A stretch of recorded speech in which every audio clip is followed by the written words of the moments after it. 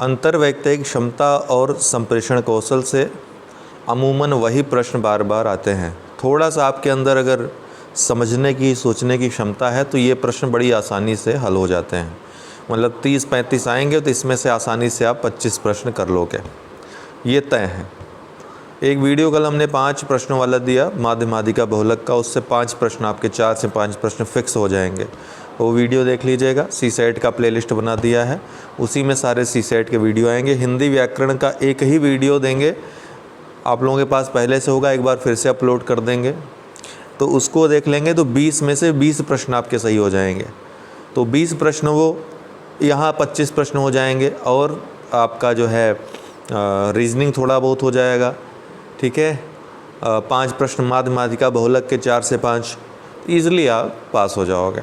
बाकी अन्य प्रश्न वे इंग्लिश वगैरह के आते हैं, active passive, direct indirect, passage पे प्रश्न आता है, वो ईज़िली आप टैकल कर सकते हो। बड़े आसान, बहुत आसान होता है सीसेट क्वालिफाई करना, कोई मिला के बात यह है। लेकिन अगर गलती करेंगे 1/3 में तब फिर अच्छा करके भी आपका बुरा हो जाएगा, इसलिए ध्यान दे करके चलिए इस पूरे अभी तक के जितने प्रश्न पूछे गए हैं सॉल्व कर लेते हैं।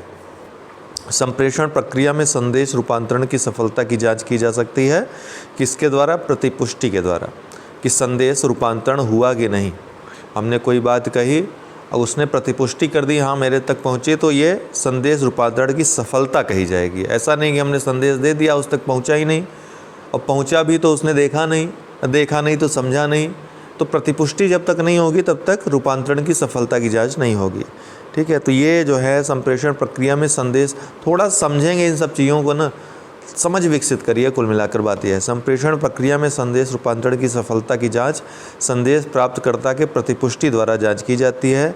संचारक मतलब जो संदेश देता है क्या देगा? संदेश देगा। ये देखिए एक वो है, क्या कहते हैं, क्रम है। तो संदेश किसी माध्यम से दिया जाएगा, वो माध्यम कोई कूट संकेतन के द्वारा अपनी बात पहुंचाएगा। संकेत वाचन संकेत को कहा जाना, कूट संकेतन के द्वारा अगर कूट संकेतन नहीं है तो कोई बात नहीं, लेकिन एक प्रक्रिया जो है उसमें कूट संकेतन माध्यम के बाद आता है। उसके बाद प्रापक जो प्राप्ति करता है उसके पास आएगा, और प्राप्तिकर्ता जब प्राप्त हो जाएगा उसको समझकर उसकी प्रतिपुष्टि करेगा। तो ये होता है पूरा। इस फिगर को आप याद रखेंगे, एक बार पूछा भी है, प्रेषक और अभिग्राही के बीच क्या चीज़ है जो डिस्टर्बेंस का काम करती है, ठीक है, जो संप्रेषण प्रक्रिया को कंप्लीट होने में बाधा पहुंचाती है। तो क्या है? शोर है, ऊपर शोर है। और क्या सफलता का द्योतक होता है? फीडबैक, प्रतिपुष्टि, ठीक है, अभिग्राही और प्रेषक के बीच। पार विभागीय समितियां रूप हैं किसका? पार्श्विक संप्रेषण का। किसका? पार विभागीय समितियां रूप हैं। जैसे एक ज़िले का डीएम है दूसरे ज़िले के डीएम से संपर्क कर रहा है, तो इसको क्या कहेंगे? पार्श्विक संप्रेषण कहेंगे। मतलब अपने समकक्ष, जैसे मान लीजिए वित्त विभाग है, गृह विभाग है, 2 विभाग हैं, 2 मंत्रालय हैं, वो आपस में जब संचार करते हैं, संप्रेषण करते हैं, इसको क्या कहेंगे? पार्श्विक संप्रेषण कहेंगे। तो पार विभागीय समितियां किसका रूप होती हैं? पार्श्विक संप्रेषण का रूप होती है। निम्नलिखित में से कौन सा शोर से संबंधित संप्रेषण में बाधा नहीं है? हमने अभी आपको बताया था कि शोर किस तरह से बाधा उत्पन्न करती है। तो कौन सा शोर संबंधी बाधा इनमें से नहीं है? तो द्विक आद्य प्रारूप, इसमें बाधा नहीं। बाकी सभी प्रत्यक्ष ज्ञानात्मक समस्याएं, मतलब अगर समझने में, समझाने में अगर नॉलेज संबंधी त्रुटि है। सूचना अधिभार, मतलब हमने कोई सूचना दे दिया और उसका भार सौंप दिया भैया कि वो समझे और उसका काम जाने, मतलब किसी हम हिब्रू भाषा में दे दी, अब उसको हिंदी आती है, हिंदी के अलावा कुछ आता नहीं है, लेकिन हमारी सोच के आधार पे हमने उस पर भार सौंप दिया है, सूचना अधिभार सौंप दिया है कि वो सूचना अपना जो है समझे और उस पर कार्रवाई करे। ये भी एक बाधा पहुंचाती है। सांस्कृतिक विभिन्नताएं एक दूसरे की, हम हिंदी जानते हैं, दूसरा तमिल जानता है, तो ये विभिन्नताएँ भी बाधा पहुँचाती हैं, ठीक है। द्विक आद्य प्रारूप इसमें बाधा में नहीं आता है। निम्नलिखित में से कौन सा संप्रेषण में पराभाषी संकेत है? तो पराभाषी मतलब जो भाषा के थ्रू, जो मुख से निकले, पराभाषी संकेतक। तो इनमें कौन है? हाव भाव तो है नहीं, अंग विन्यास भी नहीं है, मुखाकृति अभिव्यक्ति नहीं। देखिए कितना सिंपल प्रश्न आता है। थोड़ा सा आप अगर ध्यान देंगे इन चारों ऑप्शंस में भी ना, तो आपको एक अलग ऑप्शन नज़र आएगा, स्वर संबंधी क्षेपण। ठीक है, तो स्वर जब निकालेंगे तो मुख का प्रयोग होगा ही होगा, तो सी वाला पराभासी संकेत है। किस प्रकार के संप्रेषण नेटवर्क में समूह के नेता के उद्भव की संभावना होती है लेकिन सदस्यों की तुष्टि निम्नतर होती है? ये चक्र प्रकार का संप्रेषण है। चक्र प्रकार में क्या होता है कि कोई व्यक्ति यहाँ पे संप्रेषण की बात, कोई बात शुरू कर रहा है, कोई सूचना दे रहा है मान लीजिए। अब यहाँ से बगल वाला है, इस तक सूचना गई, इसने उस सूचना को या उसी रूप में ग्रहण किया या किसी और रूप में इसने बगल वाले को सूचना दी। अब यहाँ प्रतिपुष्टि प्रभावित हो रही कि नहीं, फिर ये बगल वाले को देगा, फिर ये बगल वाले को देगा, फिर ये बगल वाले को देगा, फिर ये नेता को देगा। फिर नेता कहेगा अरे भाई, नेता को सारी बात मालूम रहेगी, इसने इसको क्या कहा और इसने इसको क्या कहा। तब जब इसके फ़ायदे वाली बात रहेगी तो स्वीकार कर लेगा, हाँ ठीक है यही मैंने कहा था। नुकसान वाली बात रहेगी तो कहेगा क्या भाई, हमने तो ये नहीं कहा था, तुमने क्या पहुंचा दिया ये। तो फिर इस बात को स्पष्ट करेगा। तो नेता के उभरने की संभावना चक्र वाले संप्रेषण में ज़्यादा रहेगी, क्योंकि वो पॉजिटिव और नेगेटिव दोनों बातों को ग्रहण कर रहा है और दोनों बातों को समझ रहा है। लेकिन बाकी सब समझ नहीं रहे हैं, उनको लग रहा है कि यही नेतवा जो है दिया है वही हमको तक पहुंच रहा है, इसके बाद जो है आगे बढ़ाते रहते हैं वो सब। तो इस तरह से अनुयायी की तरह हो जाते हैं और ये नेता जो है नेता उभरता चला जाता है। और ये अनुयायी जो है कभी कभी झूठ बातों का भी सही समझ करके उसी पर, जैसे मुफ्त 15 लाख, ये सारी चीज़ें जो हैं इसी के अंतर्गत आती हैं कि वो बात किस प्रकार पहुंचनी चाहिए दूसरे प्रकार से पहुंच जाती है। नेता ने क्या कहा है, क्यों कहा है, ये बात कोई समझ ही नहीं पाता है ना। तो ये चक्र प्रकार का संप्रेषण होता है। देखिए किताबी भाषा में जाएंगे तो समझ नहीं पाएंगे, थोड़ा सा व्यवहारिक मैं समझा रहा हूँ, इन सब चीज़ों को समझिए, थोड़ा सा दिमाग लगाएंगे आराम से ये प्रश्न हो जाते हैं। ये आपके लिए वरदान होता है कि इन सब प्रश्नों को थोड़ा सॉल्व कर लेंगे तो ईजिली आप पास हो जाएंगे। निम्नलिखित में से भार नहीं लेना है किसी प्रकार का। निम्नलिखित में से कौन सा ऊर्ध्वमुखी संप्रेषण में संगठनात्मक मौन का एक उदाहरण है? अब ये देखिए बहुत साधारण सी बात है, संगठनात्मक मौन या कर्मचारी मौन। कभी कभी क्या होता है, कर्मचारी कोई बात जानता रहता है संगठन के बारे में, लेकिन चूंकि उसके और जो उसका प्रबंधक है, नियोक्ता है, उसके बीच कुछ दूरी होती है, या फिर वो नहीं चाहता कि इस बात को इसको बताना चाहिए, इससे मेरा कोई फ़ायदा है नहीं, क्यों बताऊं मैं इनको। ठीक है, तो जानबूझकर या अनजाने में भी कभी कभी कुछ बातों को वो नेगलेक्ट कर देता है जो प्रबंधन के लिए, जो संगठन के लिए बहुत ज़रूरी होती हैं, या फिर फ़िल्टर करके दे देता है। यही बात यहाँ पर है, फ़िल्टरिंग, निस्पंदन, फ़िल्टर करके दे देता है। जितनी ज़रूरी बात जो उसको लगता है कि हाँ ये मुझे बतानी चाहिए उतना बता देता है, और हो सकता है कि उस ढंग से न बताए जिस ढंग से उसने ग्रहण की। हो सकता है उसको लगे कि हमारा अधिकारी बुरा मान जाएगा तो मुझे नौकरी से निकाल देगा। तो ये सब जो है संगठनात्मक मौन का एक उदाहरण है। ऊर्ध्वमुखी संप्रेषण में ऐसा कब होता है, जब कर्मचारी अपने अधिकारी से कोई संप्रेषण करता है, तब ये समस्या आती है। तो ये सी वाला राइट आंसर होगा। संगठनात्मक संप्रेषण में निम्नलिखित में से कौन सा अंतर्वैयक्तिक अवरोध नहीं है? संगठनात्मक संप्रेषण में कौन सा, अब आप लोग थोड़ा सोच विचार कर जवाब दीजिए, बड़ा आसान सा प्रश्न है। ये जो प्रजाति केंद्रितता है एक मानव व्यवहार है, एक प्रकार का मानव व्यवहार है। हर किसी की भावना लगभग होती है अपने धर्म को, अपनी जाति को, अपनी प्रजाति को श्रेष्ठ मानने की। ये संगठन के संप्रेषण में अमूमन अपवादिक रूप से बाधा डाल सकती है, लेकिन अमूमन कोई बाधा डालती है नहीं। बाकी जो हैं अर्थात्मकता, अनुग्रहण और छवि प्रबंधन, ये सभी जो हैं ज़रूर अंतर्वैयक्तिक अवरोध हैं। बाकी प्रजाति केंद्रितता अंतर्वैयक्तिक अवरोध नहीं है। ये संगठन में अंतर्वैयक्तिकता में कोई भी, एक दूसरे से अंतःक्रिया में भी कोई भी किसी भी प्रकार का बाधा नहीं डालती है। संप्रेषण निष्कपटता का उच्चतम अंश पाया जाता है। मतलब आपने कोई सूचना दी, आप चाहते हैं उस सूचना को स्पष्टतः देना, तो उसको मेटा संप्रेषण कहते हैं। इसके लिए क्या करते हैं, सूचना के साथ साथ आप उसमें नोट और पारिभाषिक शब्दावली, कि उसमें अगर कुछ कठिन शब्द है तो उसका आप अर्थ भी बता देते हो।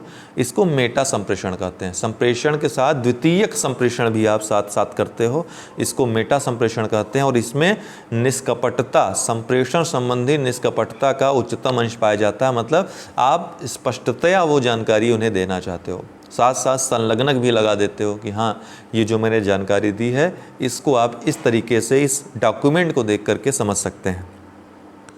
निम्नलिखित में से कौन सा व्यवहार सहकर्मियों के शाब्दिक अपशब्द को तितर बितर करने में सर्वाधिक उपयुक्त है? थोड़ा सा आप लोग, मैंने कहा, समझ आप अगर डेवलप करेंगे तो ईजिली प्रश्न के उत्तर तक पहुंच जाएंगे। अब शाब्दिक अपशब्द को तितर बितर करने में सर्वाधिक उपयुक्त कौन सा है? इसमें रक्षात्मक हो जाना, ये तो बिल्कुल गलत है। रक्षात्मक हो नहीं, ये प्रबंधक के लिए सवाल है, ध्यान रखिएगा। ये आप प्रबंधन कर रहे हो, आपके लिए सवाल है, प्रशासनिक अधिकारी के लिए सवाल है कि मान लीजिए आपके सहकर्मी हैं और शाब्दिक अपशब्द का प्रयोग कर रहे हैं और आपके सामने आते हैं विवाद लेकर के, तो आप रक्षात्मक हो जाएंगे, अर्थात ठीक है, तुम्हारी सुन रहे हैं, तुम्हारी भी सुन ले रहे हैं और ठीक रक्षात्मक व्यवहार कर रहे हैं, है ना, उसमें कोई प्रतिक्रिया नहीं दे रहे हैं और कुल मिलाकर के समझौता कराना चाह रहे हैं।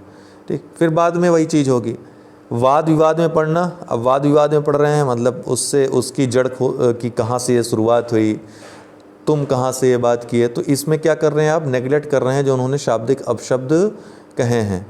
तीसरा क्या है? हानिकारक भाषा को स्वीकार करने से इनकार। इसका सीधा अर्थ है शाब्दिक अपशब्द से, सीधा अर्थ, इसका सीधा संबंध है यहाँ से, तो सी वाला राइट आंसर हो जाएगा।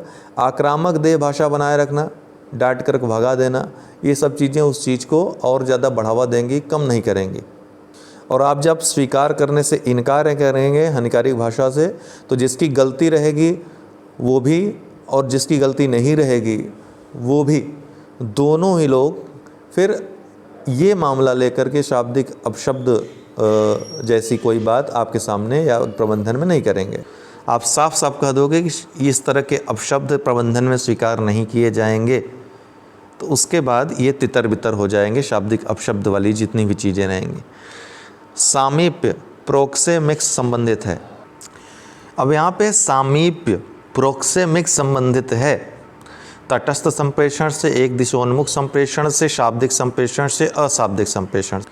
तो सामीप्य, थोड़ा सा दिमाग पर जोर डालिएगा, जो सामीप्य है, जो समीप के लोग रहते हैं, जो दूरी से संबंधित जो संप्रेषण होते हैं, मतलब अगर दुश्मनी है तो संप्रेषण न के बराबर होगा दोनों के बीच, या फिर बहुत औपचारिक, बहुत अच्छे संबंध नहीं है तो अत्यंत ही औपचारिक संप्रेषण होगा। बहुत अच्छे संबंध हैं तो इशारों से ही बात हो जाएगी।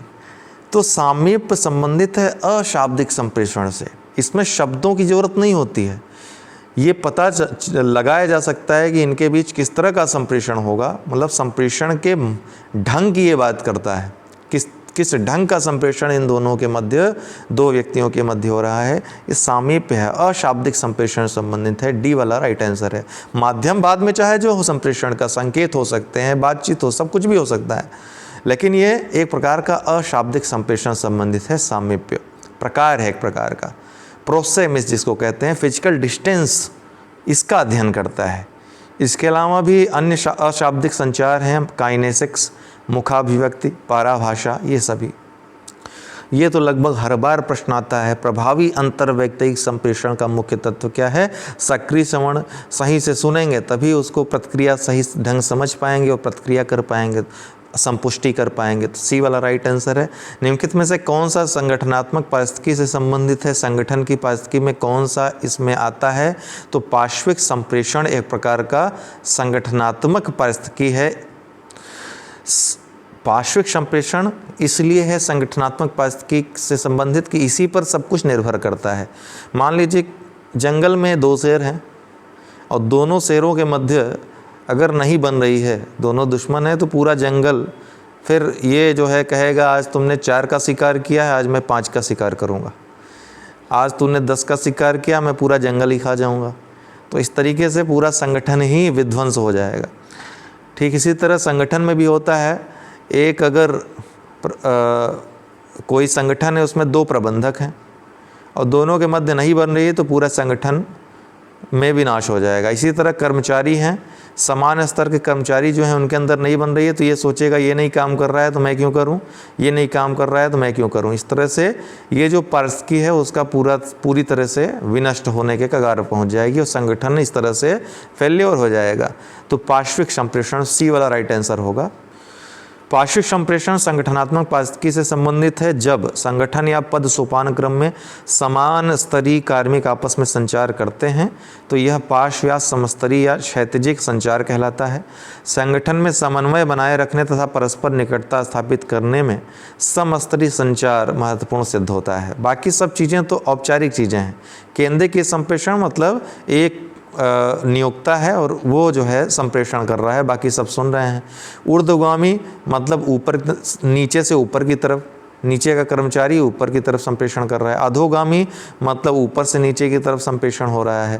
तो ये सभी संगठन की विशेषताएं हैं, लेकिन पार्श्विक संप्रेषण की पारिस्थितिकी में महत्वपूर्ण भूमिका निभाता है। ठीक है।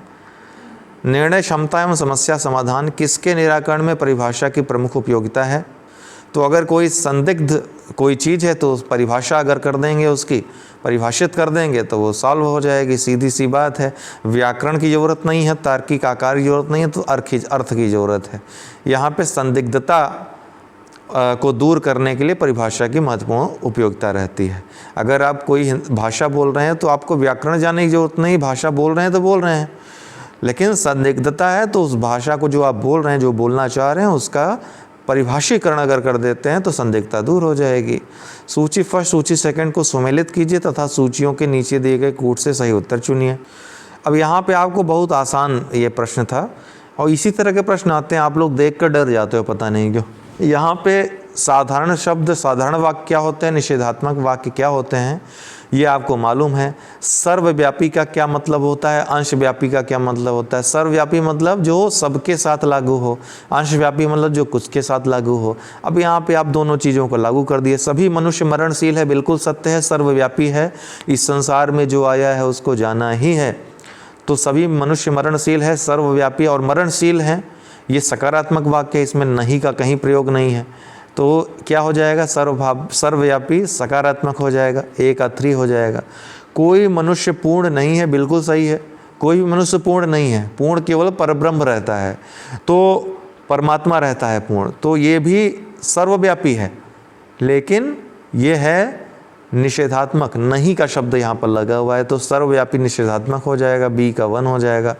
कुछ विद्यार्थी बुद्धिमान है, तो अंशव्यापी कुछ के बारे में बात कर रहा है और बुद्धिमान है, तो सकारात्मक बात है, यहाँ नहीं का कोई चर्चा नहीं, तो क्या हो जाएगा, अंशव्यापी सकारात्मक, अर्थात ये 4 वाला हो जाएगा C का। और कुछ किसान धनी नहीं है, ये निषेधात्मक है और कुछ की बात कर रहा है, तो अंशव्यापी हो गया।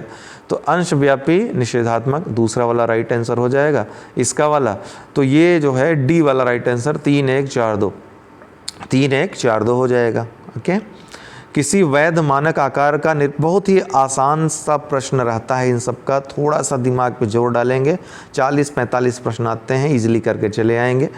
किसी वैध मानक आकार का निरपेक्ष न्याय वाक्य निष्कर्ष विशिष्ट हो एवं दोनों आधार वाक्य सर्वव्यापी हों तो उसमें तर्कदोष निहित होगा। इसको बड़ी आसानी से मैं आपको समझा सकता हूँ। बहुत अच्छा उदाहरण केनी महोदय ने दिया है कि जो सत्ता है, सर्वोच्च सत्ता जिसको कहते हैं, उसने जीवन बनाया है। क्या बनाया है, जीवन बनाया है। और जीवन को 2 भागों में बांटा जा सकता है, जन्म और मृत्यु। ये दोनों आधार ही सर्वव्यापी हैं। जन्म भी होता है और मृत्यु भी होता है, और दोनों सर्वव्यापी हैं। इनसे संबंधित कोई भी त्रुटि, जन्म होगा तो कहेंगे सत्ता, जो भी कुछ किया भगवान ने, ऊपरी सत्ता ने किया। मृत्यु होगा तो दोष भी देंगे उसी सत्ता को। तो यहाँ सत्ता संबंधी दोष हो जाता है, बाकी सारे दोष जो है, जो बीच के होते हैं, उसका कोई भी महत्व नहीं रह जाता है। तो ये सत्ता संबंधी दोष होता है, B वाला राइट आंसर है। अगर नहीं समझ में आए तो रट लीजिएगा, बहुत ज़्यादा आपको दिमाग लगाने के MBA करने की ज़रूरत नहीं यहाँ पर है। हाँ, अगर कभी कभी हिंदी भाषा न समझ में आए तो आपको इंग्लिश वाले भाग में चले जाना है। बहुत ईजी वर्ड्स दिए रहते हैं उसमें, ईजी वाक्य दिया रहता है, वो आपको समझ में आ जाएगा अच्छे से। किसी समस्या की स्थिति में पूर्व में सामना की गई समस्या से समानता के आधार पर निर्णय की प्रक्रिया को क्या कहते हैं। अब पहले आपने कहीं नेता थे और वहाँ पर मान लीजिए प्रबंधन में किसी पद पर थे और कोई निर्णय आपने किया था किसी समस्या के संदर्भ में, तो उस समस्या से संबंधित जितने भी टर्म्स कंडीशंस थे, जितने भी बातें आई थी सामने, और किस तरह से निर्णय लिया था, ये आपका स्वतः शोध था। और किस तरह का स्वतः शोध में आएगा, प्रतिनिधिकता का स्वशोध इसको कहा जाएगा। उसी को आधार बनाकर आप उसी के समान कोई समस्या आती है तो उसमें जब निर्णय लेते हैं तो इसको प्रतिनिधिकता का स्वशोध कहते हैं। ठीक है, उसी को आधार बनाकर उसी समस्या को समाधान करने के तरीके को जब आधार बनाकर दूसरी समस्या का समाधान करते हैं तो बी वाला राइट आंसर इसका प्रतिनिधिकता का स्वशोध इसको कहते हैं। निम्नलिखित में से कौन सा समस्या समाधान में कभी कभी बाधा उत्पन्न करता है? तो एक पूर्वाग्रह, आप पहले सुने होंगे, कई बार नाम सुने होंगे पूर्वाग्रह। किसी विषय के बारे में आपके अंदर कोई वृत्ति पहले से बनी हुई है, किसी जाति किसी धर्म है, ये तो ऐसा ही है, ठीक है, ये लोग ऐसा ही होते हैं, तब फिर ये चीज़ जो है समस्या के समाधान में बाधा उत्पन्न करेगी। तो मानसिक विन्यास जो है ये किससे रिलेटेड होता है? पूर्वाग्रह से, है ना। पहले से ही कोई आवृत्ति आपके अंदर डेवलप हो जाती है किसी चीज़ के, किसी विचार के संदर्भ में, किसी वस्तु के संदर्भ में, तो ये समस्या उत्पन्न करती है। बी वाला राइट आंसर है। निम्नलिखित निर्णय शैली में से किस में लंबा समय लगता है? तो विश्लेषणात्मक में लंबा समय लगता है। ठीक है, तो विश्लेषणात्मक शैली दोस्तों एक वैज्ञानिक शैली है, और वैज्ञानिक शैली जो भी वैज्ञानिक पद्धति में क्या होगा? अवलोकन, निरीक्षण, परीक्षण, प्रयोग, ये सारी चीज़ें सम्मिलित रहती हैं। कोडिंग, डिकोडिंग, बहुत सारी चीज़ें रहती हैं। ठीक है, संदिग्धता को दूर करने का प्रयास किया जाता है, तमाम शोध किए जाते हैं, इसलिए ये जो है काफ़ी लंबा समय लेने वाली शैली है। ठीक है, बाकी सब व्यवहारिक शैलियाँ हैं, निर्देशात्मक हो गया, व्यवहार परक शैली, ये सब व्यवहारिक शैलियाँ, अप्लाइड ये सब शैलियाँ हैं, इसलिए ये जो है कम समय लेती हैं। तो ए वाला राइट आंसर होगा इसका। निर्णय लेने के संदर्भ में फ्रेमिंग प्रभाव निम्नलिखित में से किसका उल्लेख करता है? तो फ्रेमिंग प्रभाव जो है विकल्पों की प्रस्तुति का ढंग विकल्प के चयन को प्रभावित करता है, तो इसका उल्लेख करता है। विकल्पों की प्रस्तुति का क्या तरीका है, ये विकल्प के चयन को प्रभावित करता है। ठीक है, ये चीज़ आपकी परीक्षा में भी लागू होती है। एग्ज़ाम में जो पेपर बनता है तो विकल्प अगर एकदम आसान दे दिए तो आप आराम से जो सही विकल्प है चुन लोगे, है ना। विकल्प इस तरीके के दे दिए कि आप एलिमिनेट कर दे रहे हो 3 को आसानी से, तो चौथा विकल्प आप इजीली चुन लोगे। विकल्प ऐसा दे दिया कि 0.05, 0.04, 0.03, तब वहाँ पर आप उलझ जाओगे। और भी ज़्यादा टफ दे दिया 0.53, 0.52, 0.51, 0.54, इस तरीके से दे दिया तो आप और उलझ जाओगे। तो विकल्पों की प्रस्तुति का ढंग विकल्प के चयन को प्रभावित करता है। किसी उच्च संसक्त समूह के, मतलब ऐसा समूह जो पूरी तरह संगठित है, सदस्यों के समालोचनात्मक मूल्यांकन परक निर्णयन क्षमताओं के नष्ट हो जाने की प्रवृत्ति क्या कहलाती है? समूह सोच कहलाती है। मतलब एक व्यक्ति की सोच जो है वो पूरे समूह की सोच है। जब ऐसा हो जाता है तो सही गलत कुछ भी हो, सब एक जैसी सोच रखते हैं, सबकी एक समान विचार हो जाते हैं, सबके एक समान पूर्वाग्रह हो जाते हैं, जो मूल्यांकन परक निर्णय क्षमताओं को नष्ट हो जाने की प्रवृत्ति कहलाती है। ठीक है, समूह ध्रुवीकरण होगा तो 2 ग्रुप बंट जाएंगे और ये अपने विचार रखेंगे, ये अपने विचार रखेंगे, और वाद विवाद से एक नया विषय सामने आएगा जो कि संशोधित होगा, सबको सर्वमान्य होगा। दृढ़ता परकता, किसी में दृढ़ता परकता होगी तो कोई व्यक्ति फिर उसका विरोध करेगा, प्रतिरोध करेगा, इससे भी एक नया विचार जन्म लेगा, कुछ संशोधित होगा, सर्वमान्यता टाइप का होगा। संज्ञानात्मक असंवादिता, तो अब यहाँ देखिए संज्ञानात्मक असंवादिता का अर्थ समझिएगा। संज्ञानात्मक असंवादिता का मतलब होता है जहाँ पर ज़रूरत, एकदम व्यवहारिक तरीके समझिए कि जहाँ पर ऐसा लगे कि हमको विरोध करना चाहिए किसी चीज़ का, तो वहाँ पर आप चुप हो जाते हो बोलने के स्थान पर। ठीक है, तो व्यक्ति सामने वाले समझ जाते हैं कि ज़रूर कोई ना कोई बात है, कोई ना कोई ऐसी बात है जो ये हमारे बीच का जो सबसे बढ़िया ज्ञानी व्यक्ति है ये चुप बैठा हुआ है। तब फिर लोग उससे विचार जानने को आते हैं कि भाई क्या ऐसी बात है, तब वो अपनी बात को लोगों के सामने अच्छे ढंग से, अच्छे तरीके से रखता है और समझाता है कि नहीं ऐसा नहीं, ऐसा होना चाहिए। तो इसको संज्ञानात्मक असंवादिता कहते हैं। तो ये तीनों चीज़ें तो इसमें नहीं आएंगी, निर्णय क्षमताओं को नष्ट नहीं करेंगी। ठीक है, सही या गलत कर सकती नष्ट, लेकिन समूह सोच जब हो जाएगी तो ये निर्णय क्षमताओं को नष्ट करेगी। निर्णयन की वह शैली जो सभी को प्रसन्न रखने में अत्यधिक संबंधित है तो व्यवहार परक शैली है। सी वाला राइट आंसर है, जिसमें औपचारिकता न के बराबर रहती। तो अनौपचारिक जब संबंध रहेंगे तो ये निर्णय की सबसे ज़्यादा सबको प्रसन्न करने वाली शैली कहलाएगी। हाँ भैया हमसे भी बात कर रहे हैं, चलो इनको जो है थोड़ी हेल्प ही कर लेते हैं। तो सबको प्रसन्न रखने की से अत्यधिक संबंधित है व्यवहारपरक शैली। सी वाला राइट आंसर है। निम्नलिखित में से कौन सा निर्णय के परिणामों की संभाव्यता के अनुमान का नियम नहीं है? देखिए ये परिणामों के संभाव्यता का अनुमान ये शोध का विषय है। ये क्या है? शोध का विषय है, जिसमें आपका अवलोकन, निरीक्षण, परीक्षण, उपलब्धता, समायोजन, प्रतिनिधिकता, ये सभी चीज़ें आती हैं। ठीक है, प्रतिनिधि तथ्य जो होता है वो सभी तथ्यों का क्या करता है? प्रतिनिधित्व करता है। हमने आपको बताया है प्रतिचयन का तरीका। ठीक है, तो सैंपलिंग का तरीका मतलब कोई अगर समूह है, उनमें से कोई मान लीजिए 100 व्यक्ति रह रहे हैं, 100 व्यक्तियों में से 4 ऐसे व्यक्ति को लीजिए जो सभी समूह पूरे इस समूह का पूरे 100 व्यक्तियों का प्रतिनिधित्व करते हों, इन चारों के अंदर ये सारी विशेषताएं मौजूद हों। इसको सैंपलिंग कहते हैं, प्रतिचयन कहते हैं, प्रतिनिधिकता कहते हैं। तो ये तीनों तो हैं, लेकिन उपयोगिता का आकलन इसके अंतर्गत नहीं आता। ए वाला राइट आंसर है। अब यहाँ पे फिर से आ गई आत्मा अमर होने वाली बात। वैध मानक आकार के निरपेक्ष न्याय वाक्य में यदि मुख्य पद निष्कर्ष में व्याप्त है तो उसे व्याप्त होना होगा। आत्मा अजर अमर है, आत्मा मर नहीं सकती, ये मुख्य निरपेक्ष वाक्य है।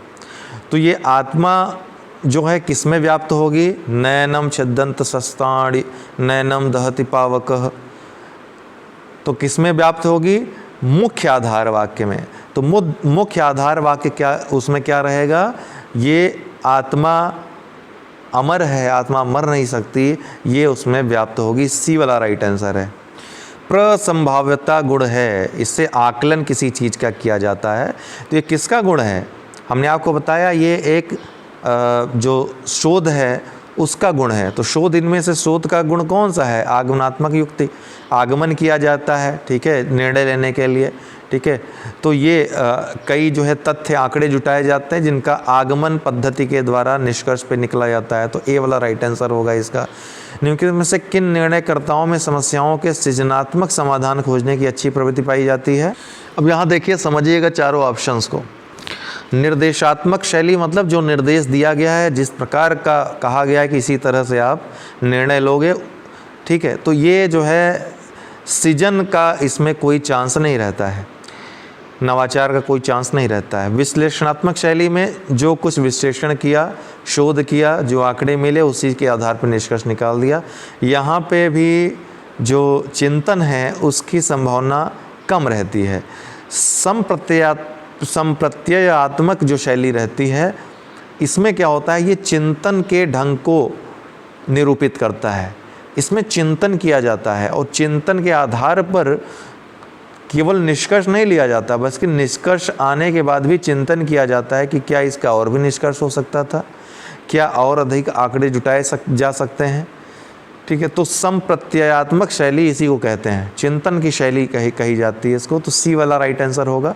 व्यवहारात्मक शैली तो एकदम अनौपचारिक शैली होती है।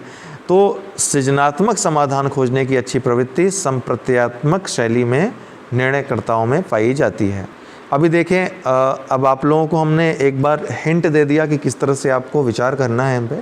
अभी मैं डायरेक्ट पुराने प्रश्नों को पढ़ूंगा, उनका आंसर। ठीक है, तो आप लोग देखते जाइए ताकि देर ना हो। 6-7 वर्षों के प्रश्न हैं पूरे, ये पूरे आपके सॉल्व हो जाएं। समस्त अंतर्वैयक्तिक संप्रेषण का अधिभावी विचारणीय तत्व होता है डी, संदर्भ। ओके, दूसरों के साथ प्रभावी संप्रेषण करने की किसी कीमत की क्षमता कहलाती है अंतर्वैयक्तिक दक्षता कहलाती है।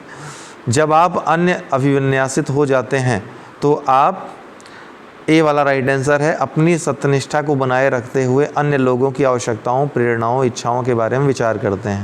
ये सारी चीज़ें मैंने जो डिस्क्राइब की ये कहीं पढ़ी हुई नहीं है। आप अगर थोड़ा सा सोच समझ के विचार करोगे तो आप उसी आंसर पे जितने भी प्रश्न दिए हैं बहुत आसानी से पहुंच जाओगे। थोड़ा सा अपने दिमाग को ठहराव देने की आवश्यकता है आपको। तो जब आप अन्य अभिविन्यासित हो जाते हैं तो आप अपनी सत्यनिष्ठा को बनाए रखते हुए अन्य लोगों की आवश्यकताओं, प्रेरणाओं, इच्छाओं के बारे में विचार करते हैं। रंगों से संप्रेषण के लिए किस शब्द का प्रयोग किया जाता है? तो रंग विद्या का प्रयोग किया जाता है, क्योंकि रंग एक महत्वपूर्ण संचार साधन है और यह धार्मिक, सांस्कृतिक, राजनीतिक तथा सामाजिक प्रभावों से जुड़ा हुआ है। अंतर्वैयक्तिक संप्रेषण में स्रोत भ्रामक के प्रकार निभाए जाते हैं प्रत्येक व्यक्ति के द्वारा। ठीक है, परस्पर विचारों का आदान प्रदान करना अंतर्वैयक्तिक संप्रेषण कहलाता है। मानव सामाजिक संपर्क, पारस्परिक जागरूकता, सामाजिक अंतःक्रिया के कारण ही सुगमता से अंतर्वैयक्तिक संबंध निर्मित कर पाता है।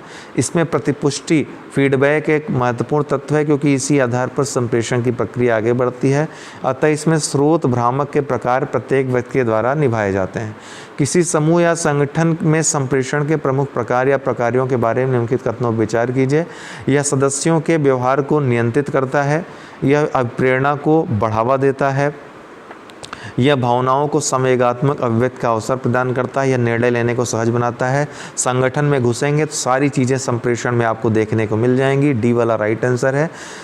अंतर्वैयक्तिक संप्रेषण का एक अन्य नाम क्या है? द्विक संप्रेषण। ठीक है, द्विक संप्रेषण से तात्पर्य दो व्यक्तियों के माध्यम से अपने विचारों, सूचनाओं और भावनाओं आदि का आदान प्रदान करना है। इसे अंतर्वैयक्तिक संप्रेषण भी कहा जाता है। जन प्रवाद, ग्रेप वाइन की निम्नलिखित में से कौन सी विशेषता नहीं है? तो यह प्रबंधन द्वारा नियंत्रित होता है, ये इसकी विशेषता नहीं है, बाकी सारी विशेषताएं इसकी हैं। ठीक है, सी वाला राइट आंसर है। अनौपचारिक संचार व्यवस्था को अंगूरी लता संचार भी कहते हैं, ग्रेप वाइन कम्युनिकेशन भी कहते हैं, क्योंकि इसका मार्ग भी अंगूर की बेल की तरह टेढ़ा मेढ़ा होता है। इस व्यवस्था में दिए गए संदेश आपसी संबंधों के कारण अफवाहों की तरह फैलते हैं। यह प्रबंधन द्वारा नियंत्रित नहीं होता है। प्रभावी संप्रेषण में अवरोधक क्या हैं? तो क्या है अवरोधक? प्रभावी संप्रेषण में एक बात को दूसरे स्थान पे पहुंचाने में बाधा क्या डालते हैं? नीति प्रवचन, निर्णय परक होना और सांत्वना प्रदायी टिप्पणियाँ, ये सभी अवरोधक का कार्य करती हैं। ठीक है, संप्रेषण अंतःक्रिया के रूप में परिप्रेक्ष्य के अनुसार प्रतिपुष्टि कभी कभी गैर इरादतन होती है। कभी कभी संप्रेषण अंतःक्रिया के रूप में परिप्रेक्ष्य के अनुसार प्रतिपुष्टि जो होती है, कभी कभी गैर इरादतन होती है। संप्रेषण दो या अधिक व्यक्तियों के मध्य लिखित, मौखिक, सांकेतिक तथा प्रतीकात्मक माध्यम से विचार एवं सूचनाओं के प्रेषण की प्रक्रिया है। इसमें संदेश मुख्य आवश्यक तत्व है। इस प्रकार अंतःक्रिया के रूप में संदेश कभी कभी बिना उद्देश्य अर्थात गैर इरादतन भी प्रेषित होता है। आमने सामने के संप्रेषण का संदर्भ होता है समकालिक। आमने सामने का संप्रेषण समकालिक होता है, जिस समय कहा जाता है उसी समय सुना जाता है। गोल्डन रूल, सर्वोत्तम नियम, नीतिशास्त्र की हर प्रणाली में निहित होता है और हर आदमी किसी न किसी रूप में इसे स्वीकारता है। अतः यह अकाट्य रूप में स्वस्थ नैतिक सिद्धांत है। इसमें निहित तर्क दोष क्या है जो कहा गया है? तो लोकोत्तेजक। तो लोकोत्तेजक, जब गोल्डन रूल यही कहा जाता है कि जनता जिस चीज़ को स्वीकार करे और उसके लिए एकदम एकजुट हो जाए। ठीक, तो ये क्या है? लोकोत्तेजक। लोगों के अंदर उत्तेजना जागृत करती है कुछ करने की। तो ए वाला राइट आंसर, जनता को आंदोलन के लिए जागृत करने के प्रयास का क्रियान्वयन गोल्डन रूल कहलाता है। प्रासंगिक तथ्यों की उपेक्षा करके जन समुदाय की भावनाओं और उत्साह को उभार कर किसी विषय पर सार्वजनिक स्वीकृति प्राप्त करने का प्रयास लोकोत्तेजक युक्ति दोष कहा जाता है। जन आंदोलन और प्रोपेगेंडा करने वाले इस विधि का सहारा लेते हैं, जैसे राष्ट्रवाद हो गया, पाकिस्तान हो गया, चाइना हो गया।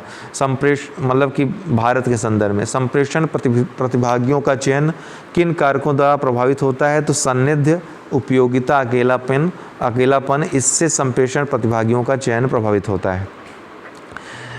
कालिक संप्रेषण का अध्ययन कहा जाता है क्रोनेमिक्स के रूप में। दो या दो से अधिक व्यक्तियों द्वारा तथ्यों, विचारों, सोच और सूचना का मौखिक, लिखित, संकेतों अथवा मुद्राओं के माध्यम से संप्रेषण के आदान प्रदान की प्रक्रिया ही क्रोनेमिक्स के नाम से जानी जाती है।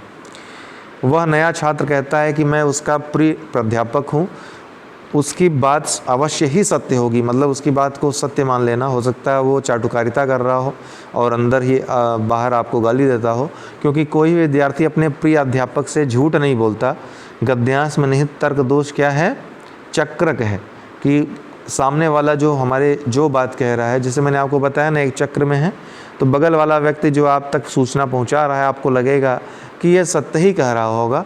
तो ये क्या है? चक्रक दोष है। सी वाला राइट आंसर है। ओके, तो उपर्युक्त प्रश्न में तर्क दोष चक्रक है जो तार्किक रूप से दोषपूर्ण सिद्ध किया जा सकता है। इसे संप्रेषण में हत्वाभास, तर्काभास और भ्रामकता भी कहते हैं।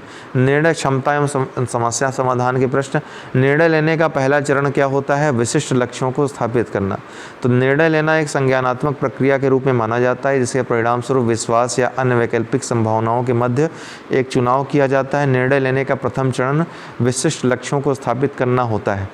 निम्नलिखित में से कौन सा समूह सदस्यों द्वारा प्रभावी निर्णय निर्माण के संदर्भ में हानिकारक हो सकता है? तो चरम संशक्तिशीलता। किसी भी व्यक्ति से अगर चरम संशक्तिशीलता है तो आप अच्छा निर्णय, प्रभावी निर्णय, निष्पक्ष निर्णय नहीं ले पाएंगे। तो ए वाला राइट आंसर है। एक ऐसा सामूहिक प्रयास जो वैकल्पिक विचार उत्पन्न कर एक प्रबंधक को समस्या का समाधान करने में सहायता करता है कहलाता है बुद्धियोत्तेजक। तो बुद्धिशीलता या बुद्धियोत्तेजक एक समूह सृजनशीलता का तकनीक है जिसके द्वारा सदस्यों के सहज योगदान द्वारा प्रस्तुत विचारों की सूची बनाकर किसी विशिष्ट समस्या के लिए निष्कर्ष निकालने के प्रयास किए जाते हैं। हो सकता है किसी का निष्कर्ष हमसे भी अच्छा हो, हमारी सोच से भी अच्छा हो। जटिल समस्याओं की स्थिति में समूह निष्पादन उच्चतर होता है विकेंद्रीकृत नेटवर्क में। जैसे विकेंद्रीकृत नेटवर्क है उसमें निष्पादन उच्चतम होता है, इसीलिए हमने लोकतांत्रिक विकेंद्रीकरण को बढ़ावा दिया है ताकि गांव स्तर तक विकास कार्यों को पहुंचा सकें। तो डी वाला राइट आंसर है। निम्नलिखित निर्णय शैली में से किसमें अस्पष्टता के लिए निरंतर सहनशीलता पाई जाती है? तो निर्देशात्मक शैली में। ठीक है, अस्पष्टता के लिए निरंतर सहनशीलता पाई जाती है, मतलब जो कह दिया स्पष्ट नहीं है तो भी उसी रूप में लागू कर दिया। कुल मिला के बात यही है। ये तमाम शैलियाँ आप जूम करके एक बार पढ़ लीजिएगा। ठीक है,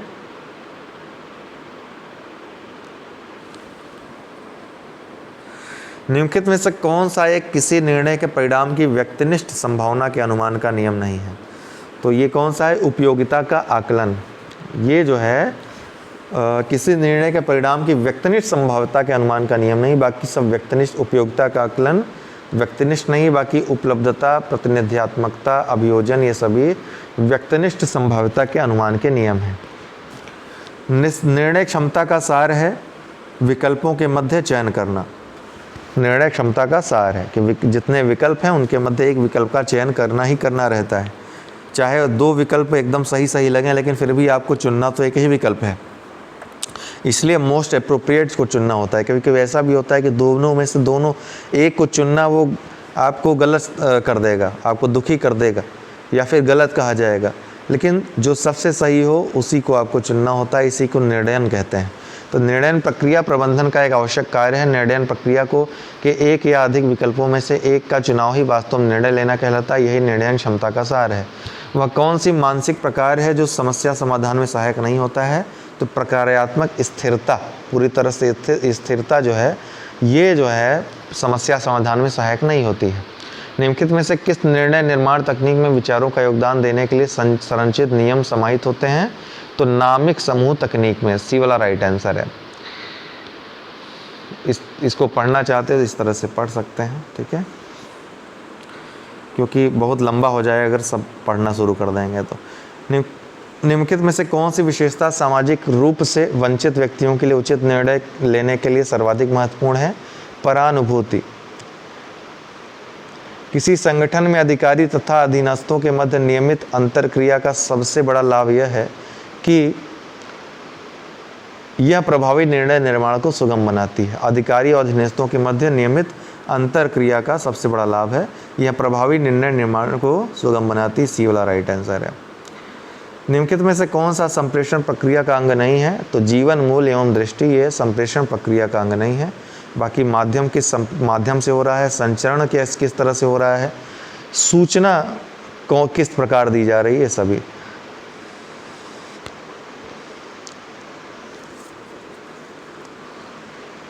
चाहे तो पढ़ सकते हैं एक बार। ठीक है, हालांकि हम ये पूरा पीडीएफ आपको शेयर कर ही देंगे, देख लीजिएगा। उच्च अनुरूपता समूह के लिए किए गए अतार्किक निर्णय कहलाते हैं समूह सोच। क्या कहलाते हैं? समूह। इसके पहले भी आ चुका है, ये देखे थे हम लोगों ने देखा ही था।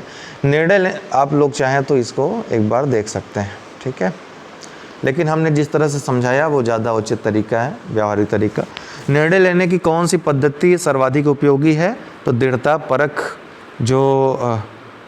तो इनमें से दृढ़तापरक जो पद्धति है सर्वाधिक उपयोगी है निर्णय लेने के लिए। निम्नलिखित में से कौन सा कक्षागत संप्रेषण में सम्मिलित नहीं है? तो अप्रत्यक्ष संप्रेषण जो है, कक्षागत संप्रेषण जो होता है आमने सामने का संप्रेषण होता है, तो ए वाला राइट आंसर है। ठीक है। सुनने को सर्वाधिक अच्छी तरह से परिभाषित किया जा सकता है जो हम सुनते हैं उसका अर्थ निकालने में प्रयुक्त एक प्रक्रिया के रूप में। प्रतिक्रिया देने से आप क्या समझते हैं? तो एक संदेश के प्रति अपनी समझ की पुष्टि करना, मतलब हमने कुछ सुना है उसके प्रति हम प्रतिपुष्टि कर रहे हैं, यही हमारी प्रतिक्रिया है। नहीं प्रतिक्रिया कर रहे हैं इसका मतलब ये समझेंगे या तो ये ध्यान नहीं दे रहे हैं या हमको अवॉइड कर रहे हैं या फिर कुछ समझ में नहीं आया इनको। निम्नलिखित में से कौन सा क्षैतिज संप्रेषण का एक प्रकार है? तो पार्श्विक संप्रेषण बता चुके हैं इसके पहले ही। अधोलिखित में से कौन सा विकल्प शाब्दिक संवाद को इंगित करता है? तो प्रोफेसर शर्मा ने अपना व्याख्यान कक्षा में दिया, तो शाब्दिक संवाद है, व्याख्यान दे रहे हैं। किस उद्देश्य हेतु वृत्ताकार संचार सर्वाधिक उपयुक्त है? तो सदस्य संतुष्टि के लिए वृत्ताकार संचार सर्वाधिक उपयुक्त होता है।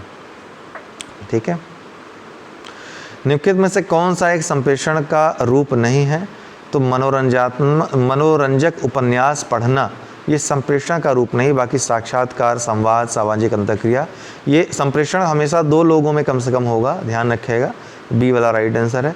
हाव भाव द्वारा संप्रेषण संबंधित है काइनेसिक्स से, ये पिछला प्रश्न ही जो हम लोगों ने देखा था। ठीक है, ये एक बार पढ़ लीजिएगा पूरा, जूम करके देख लीजिए।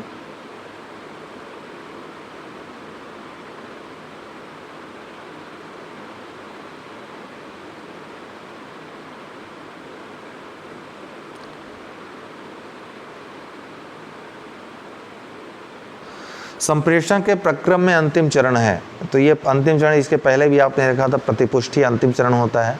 किसी संगठन में वह संप्रेषण जो अधीनस्थों को लक्ष्यों को निर्दिष्ट करने के लिए प्रयुक्त किया जाता है कहलाता है अधोगामी संप्रेषण। ये सारी चीज़ें देख चुके हैं आप लोग। निम्नलिखित में से कौन सा किसी कार्यस्थल में संप्रेषण की एक बाधा नहीं है? तो सक्रिय श्रवण बाधा नहीं, बाकी सब बाधाएं हैं। बहुत आसानी से सब सवाल आप लोग कर सकते हैं। प्रेमचंद का प्रत्येक उपन्यास एक दिन में पढ़ा जा सकता है, इसलिए प्रेमचंद के सभी उपन्यास एक दिन में पढ़े जा सकते हैं। इसमें निहित तर्क दोष है संग्रह, है ना, संग्रह। अब एक उपन्यास एक दिन में पढ़ सकते हैं तो सभी उपन्यास एक दिन में कैसे आप पढ़ सकते हो? तो ये संग्रह संबंधित दोष। प्रेमचंद का प्रत्येक उपन्यास एक दिन में पढ़ा जा सकता है, इस वाक्य में संग्रह तर्क दोष निहित है, क्योंकि एक उपन्यास को एक दिन में पढ़ा जा सकता है। यह एक कारण नहीं हो सकता कि सभी या उपन्यास इसी कारण एक दिन में पढ़े जा सकते हैं, तो ये संग्रह तर्क दोष है। हो सकता है कोई उपन्यास उससे ज़्यादा बड़ा हो। ये उपन्यास 120 पेज का है तो आपने पढ़ लिया, प्रेमचंद ने कोई 240 पेज का उपन्यास पढ़ा है, तो उसको क्या एक दिन में पढ़ा जा सकता है? नहीं। तो संग्रह संबंधी तर्क दोष है जब एक के साथ सबको आपने सम्मिलित कर दिया। सफलता के लिए शिक्षा अनिवार्य है, शिक्षा सफलता की कुंजी है। तो देखिए, सफलता के लिए शिक्षा अनिवार्य है, क्या सार्वभौमिक सत्य हो सकता है? नहीं, नहीं हो सकता है। क्यों? क्योंकि सफल तो वो लोग भी हैं जैसे खेल से संबंधित हैं।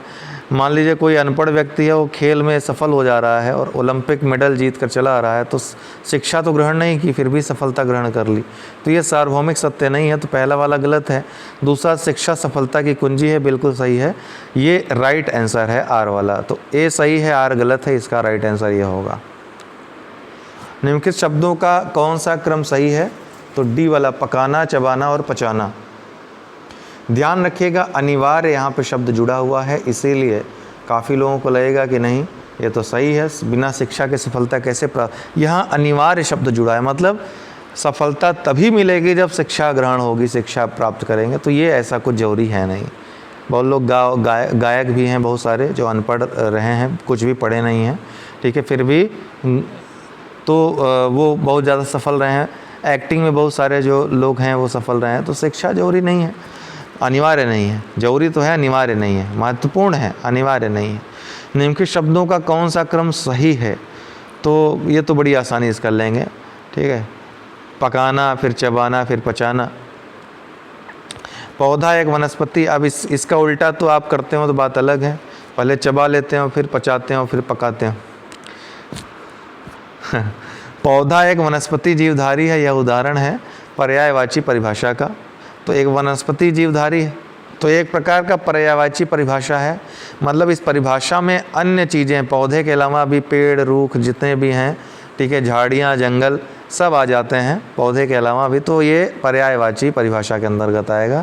सी वाला राइट आंसर है। निम्नलिखित कथनों के विचार कीजिए। कमला रवि की पत्नी नहीं है, प्रेमलता रवि की माँ है। चलिए ये तो रीजनिंग का प्रश्न हो गया, आगे बढ़ते हैं। रीजनिंग का प्रश्न है ये, ठीक है। भारतीयों का अमीर, गरीब, बुद्धिमान तथा मंदबुद्धि में विभाजन उदाहरण है मिश्रित विभाजन का उदाहरण है, ठीक है। तो भारतीय समाज एक मिश्रित समाज का उदाहरण है, जिसमें अमीर, गरीब, बुद्धिमान, मंदबुद्धि के साथ ही बहुत से भाषाई एवं धार्मिक संस्कृति के लोग निवास करते हैं। इसके संदर्भ में कहा जाता है कि भारत विविधताओं का देश है। तथ्य, सामग्री और निष्कर्ष के बीच मानसिक संयोजन कहलाती है अनुमान लगाना। तथ्य, सामग्री और निष्कर्ष के बीच मानसिक संयोजन, अनुमान लगाना को कहते हैं। चयनों को संकुचित करने में प्रयुक्त प्रविधियों की प्रक्रिया कहलाती है निर्णय लेना। निम्नलिखित में से किस संप्रेषण अंतःक्रिया में हमें अवश्य ध्यान देना चाहिए कि हमें क्या करना चाहिए? नियामक नियम। संप्रेषण अंतःक्रिया में हमें अवश्य ध्यान देना चाहिए कि हमें क्या करना चाहिए। संचार प्रक्रिया में निम्नलिखित में से कौन सा चरण पहले आता है? इसके पहले आप देख ही चुके हैं, तो कूट लेखन इनमें से पहले आता है। निम्नलिखित में से कौन उस कौशल को स्पष्ट कर, वो फिगरवा रट लीजिए जो शुरुआत में दिखाए थे। निम्नलिखित में से कौन उस कौशल को स्पष्ट करता है जो अंतःक्रिया एवं संप्रेषण को सुगम बनाता है? तो सामाजिक कौशल, बी वाला राइट आंसर है। अधोलिखित में से कौन सकारात्मक संप्रेषण माध्यम नहीं है? तो ज़्यादा वैयक्तिक होना, ये सकारात्मक संप्रेषण माध्यम नहीं है। समूह की भावना से ही कार्य संगठन में करना होता है, ज़्यादा वैयक्तिक होना हानिकारक होता है, तो ए वाला राइट आंसर है। संचार में निष्पंदन के बुरे प्रभाव पहले ही चर्चा कर चुके हैं। कम करने के लिए किस उपाय का उपयोग किया जाता है?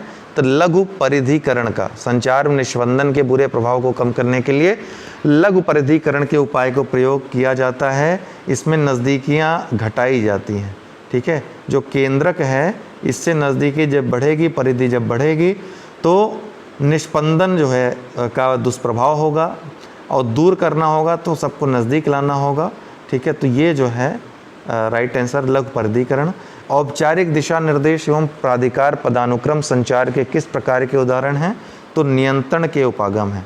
औपचारिक दिशा निर्देश देना, प्राधिकार पदानुक्रम संचार, ये नियंत्रण के साधन है, ए वाला राइट आंसर है। निम्नलिखित में से कौन द्वंद्व समाधान की अस्वस्थ अनुक्रिया है? तो समझौता पाने की अक्षमता। समझौता पाने की अक्षमता द्वंद्व समाधान की अस्वस्थ अनुक्रिया है। समानुभूत के लिए निम्नलिखित में से कौन सही है? तो इनमें से केवल दूसरा सही है। समानुभूति और सहानुभूति दोनों समान है, गलत है। सहानुभूति मतलब आपने कोई गरीब देखा, उसकी 10 रुपये देकर 50 रुपये देकर मदद कर दी, है ना, उसने ये मदद कर दी, चलो हम कुछ पुण्य कर दे रहे हैं। लेकिन फिर दूसरा व्यक्ति आया, उसने गरीब को देखा, उसके कष्ट को अनुभव किया, इसको कहेंगे परानुभूति या समानुभूति कहेंगे। उसके समान अनुभूति की। कोई दिव्यांग व्यक्ति देखा, उसके समान अनुभूति की, अरे कैसे चलता होगा, कैसे इसको कितनी कठिनाई होती होगी। इस तरीके से जब आप कार्य करोगे तो आप प्रयास करोगे कि आप उसकी और ज़्यादा मदद कर पाओ और हेल्प कर पाओ। केवल 10 रुपये देकर आप चले ना जाओ, ठीक है, बाकी आप आगे के खाने का भी उसका जुगाड़ करके चलाओ, इस ओर प्रेरित करता है ये। तो पहला वाला गलत है। व्यक्ति में दूसरों की भावनाओं को समझना समानुभूत है, तो ये बिल्कुल सही है। दूसरे के कष्टों और संवेगों का अनुभव करने और समझने को समानुभूति कहते हैं। संचार में सबसे महत्वपूर्ण शब्द क्या है? तुम और हम। तुम और हम की भावना जो है ये महत्वपूर्ण है, ठीक है। अशाब्दिक संचार में निहित हैं भाव भंगिमा, देह मुद्राएं, भावात्मक अभिव्यक्ति, ये सभी अशाब्दिक, शब्दों की जरूरत नहीं है, जुबान की जरूरत नहीं है। हालांकि लोक सेवा आयोग ने 2020 में ए उत्तर माना था, रिवाइज आंसर की दी नहीं है, इसलिए पता नहीं चला है कि इन्होंने बदला है कि नहीं बदला है। लेकिन बी वाला राइट आंसर होगा। लहजे में तो आपकी भाषा जुबान आ ही जाती है ना। अंतर्वैयक्तिक शब्दों में किसमें अधिक समय लगता है? तो विश्वास बनने में अधिक समय लगता है अंतर्वैयक्तिक संबंधों में, तभी औपचारिक से अनौपचारिक रिलेशन कायम रहता है। निम्नलिखित में से किसका प्रयोग अंतर्वैयक्तिक संबंध व्यक्त करने में नहीं किया जाता है? तो इसमें से किसका प्रयोग नहीं किया जाता है? संगठनात्मक कौशल को छोड़कर लोक कौशल, जीवन कौशल, मृदु कौशल का प्रयोग अंतर्वैयक्तिक संबंध व्यक्त करने में किया जाता है। तो ठीक है, तो डी वाला राइट आंसर है। साइमन द्वारा प्रस्तावित निर्णय लेने की प्रक्रियाओं में से निम्नलिखित में से विषम प्रक्रिया कौन सी है? तो तदात्मीकरण क्रिया। साइमन द्वारा प्रस्तावित निर्णय लेने की क्रियाओं में तदात्मीकरण क्रिया एक विषम प्रक्रिया है, बाकी सब प्रक्रियाएं सम प्रक्रियाएं हैं। बुद्धिपूर्ण क्रिया, अविकल्प क्रिया, चयन क्रिया। अधोलिखित में से कौन निर्णय प्रक्रिया का अंतिम चरण है? निर्णय की प्रभावकारिता का मूल्यांकन, ये अंतिम चरण है। तो निर्णय की प्रभावकारिता का मूल्यांकन किसी भी शोध प्रक्रिया का अंतिम चरण रहता है, ध्यान रखिएगा। तो निर्णय, वो संप्रेषण का अंतिम चरण प्रतिपुष्टि था, ध्यान रखिएगा। आप बिल्कुल निर्णय में मूल्यांकन अंतिम प्रक्रिया, अंतिम चरण होता है। तर्कना के स्थापित नियमों के विपरीत निर्णय प्रक्रिया में निहित है अनिश्चितता। निर्णय प्रक्रिया में व्यक्ति के सामने कई विकल्प होते हैं, इनमें उपलब्ध सूचनाओं की अनिश्चितताएं होती हैं। इस अनिश्चितता का मुख्य कारण यह होता है कि उपलब्ध सूचना के कई पहलू गायब होते हैं। सहज ज्ञान निर्णय अनुभव, भावनाओं और संचित फैसलों पर आधारित निर्णय होता है। एक सुपरिभाषित समस्या में अधोलिखित विशेषताएं होती हैं, क्या क्या? प्रारंभिक अवस्था, लक्ष्य अवस्था, संकारक एवं नियंत्रक अवस्था। ये सुपरिभाषित समस्या में प्रयुक्त विशेषताएं होती हैं। समस्या समाधान में के त्रिप्रक्रम आगम के अनुसार निम्न में से कौन अंतर्दृष्टि का एक प्रकार नहीं है? तो इसमें चयनात्मक कूट संकेत, चयनात्मक तुलना और चयनात्मक संयुक्ति आते हैं। इसमें चयनात्मक भंडारण नहीं आता है, तो सी वाला राइट आंसर होगा।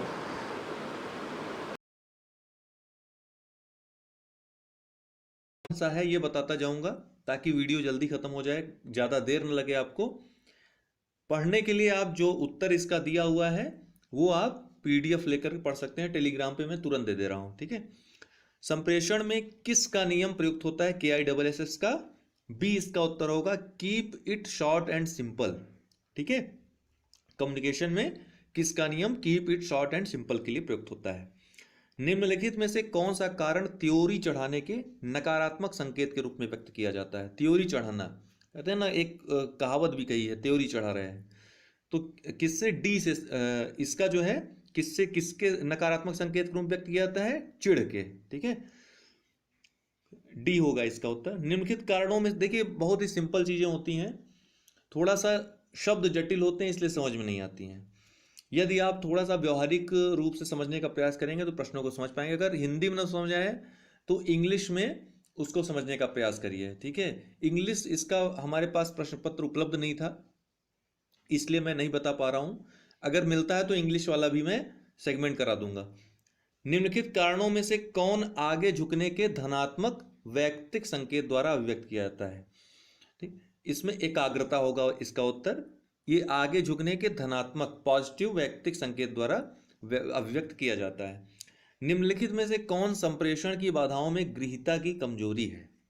गृहीता मतलब ग्रहण करने की कमजोरी है। निम्नलिखित जो ग्रहण करता है उसकी कमजोरी, जो संप्रेषण की बाधाओं में गृहीता की कमजोरी क्या है?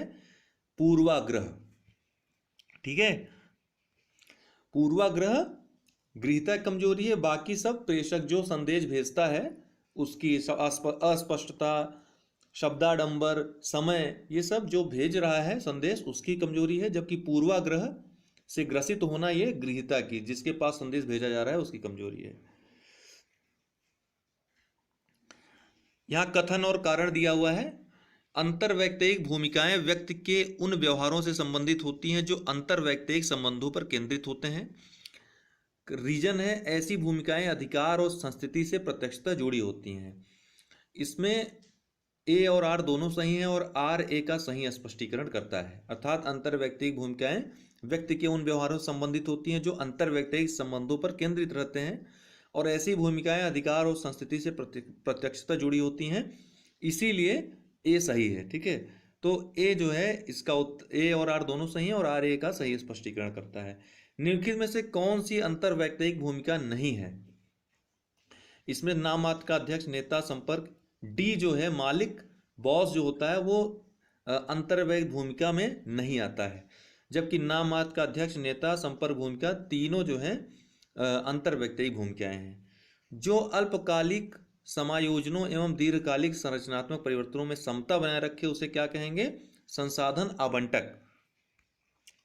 संसाधन आवंटक, बी इसका उत्तर होगा। द्वंद्व समाधान में निम्नलिखित में से कौन द्वंद्व संबंधी या संघर्ष संबंधी मुद्दों के बारे में सहमति के क्षेत्रों पर बल देने और असहमति के क्षेत्रों की उपेक्षा की व्याख्या करता है? इसका बी उत्तर होगा, शमन करना। मामले को, जो विवाद है उसका शमन करना ना। सहमति के क्षेत्रों पर बल देने और असहमति के क्षेत्रों की उपेक्षा करने की व्याख्या करता है बी, शमन करना। द्वंद्व समाधान की शैलियों में से कौन बचकर निकलने की शैली के रूप में जाना जाता है? सी इसका उत्तर होगा कि निर्णय टालने द्वारा दोनों पक्षों की रुचियों की उपेक्षा करना, निर्णय को एक प्रकार से टालना, कौन ये बचकर निकलने की शैली के रूप में जाना जाता है। निम्नलिखित में से कौन दूसरों के साथ संबद्ध होने की आवश्यकता दर्शाता है? सम्मिलित होने की आवश्यकता, ये दूसरों के साथ संबद्ध होने की आवश्यकता दर्शाता है। ठीक है, सूची फर्स्ट को सूची सेकंड से मिलाना है। संप्रेषण की बाधाएं और बाधाओं के प्रकार दिए हुए हैं, इनको मिलाना है। अर्थात शब्द भंडार से संबंधित क्या है बाधा? भाषा, भाषा संबंधित बाधा है ये, ठीक है ना, शब्द भंडार। दूरी जो है ये संरचनात्मक बाधा है, ठीक है ना, दूरी संरचनात्मक बाधा है। जल्दबाजी पारिस्थितिकी बाधा है और कोलाहल पर्यावरणीय बाधा है। ठीक, तो इसका उत्तर होगा डी, 4-1-3-2। 4-1-3-2। शब्द भंडार भाषा संबंधी बाधा है, दूरी संरचनात्मक बाधा है, जल्दबाजी पारिस्थितिकी बाधा है, कोलाहल पर्यावरणीय बाधा है। निम्नलिखित में से कौन तदनुभूतिपूरक श्रवण की विशेषता नहीं है? तदनुभूति परक श्रवण की विशेषता नहीं है, बी होगा, मूल्यांकन परक होना तदनुभूति पूरक श्रवण की विशेषता नहीं है। निम्नलिखित संप्रेषण के पक्षों में से बेमेल पद ज्ञात करना है। संप्रेषण के पक्षों में से बेमेल पद ज्ञात करना है। पहुंच, विषयों की प्राथमिकता, बाधाएं और व्यवहार का अर्थ। तो इसमें डी उसका उत्तर होगा। ठीक है, ये सभी जो है बाकी तीन जो है भौतिक पक्ष हैं, जबकि व्यवहार का पक्ष संप्रेषण का मनोसामाजिक पक्ष है।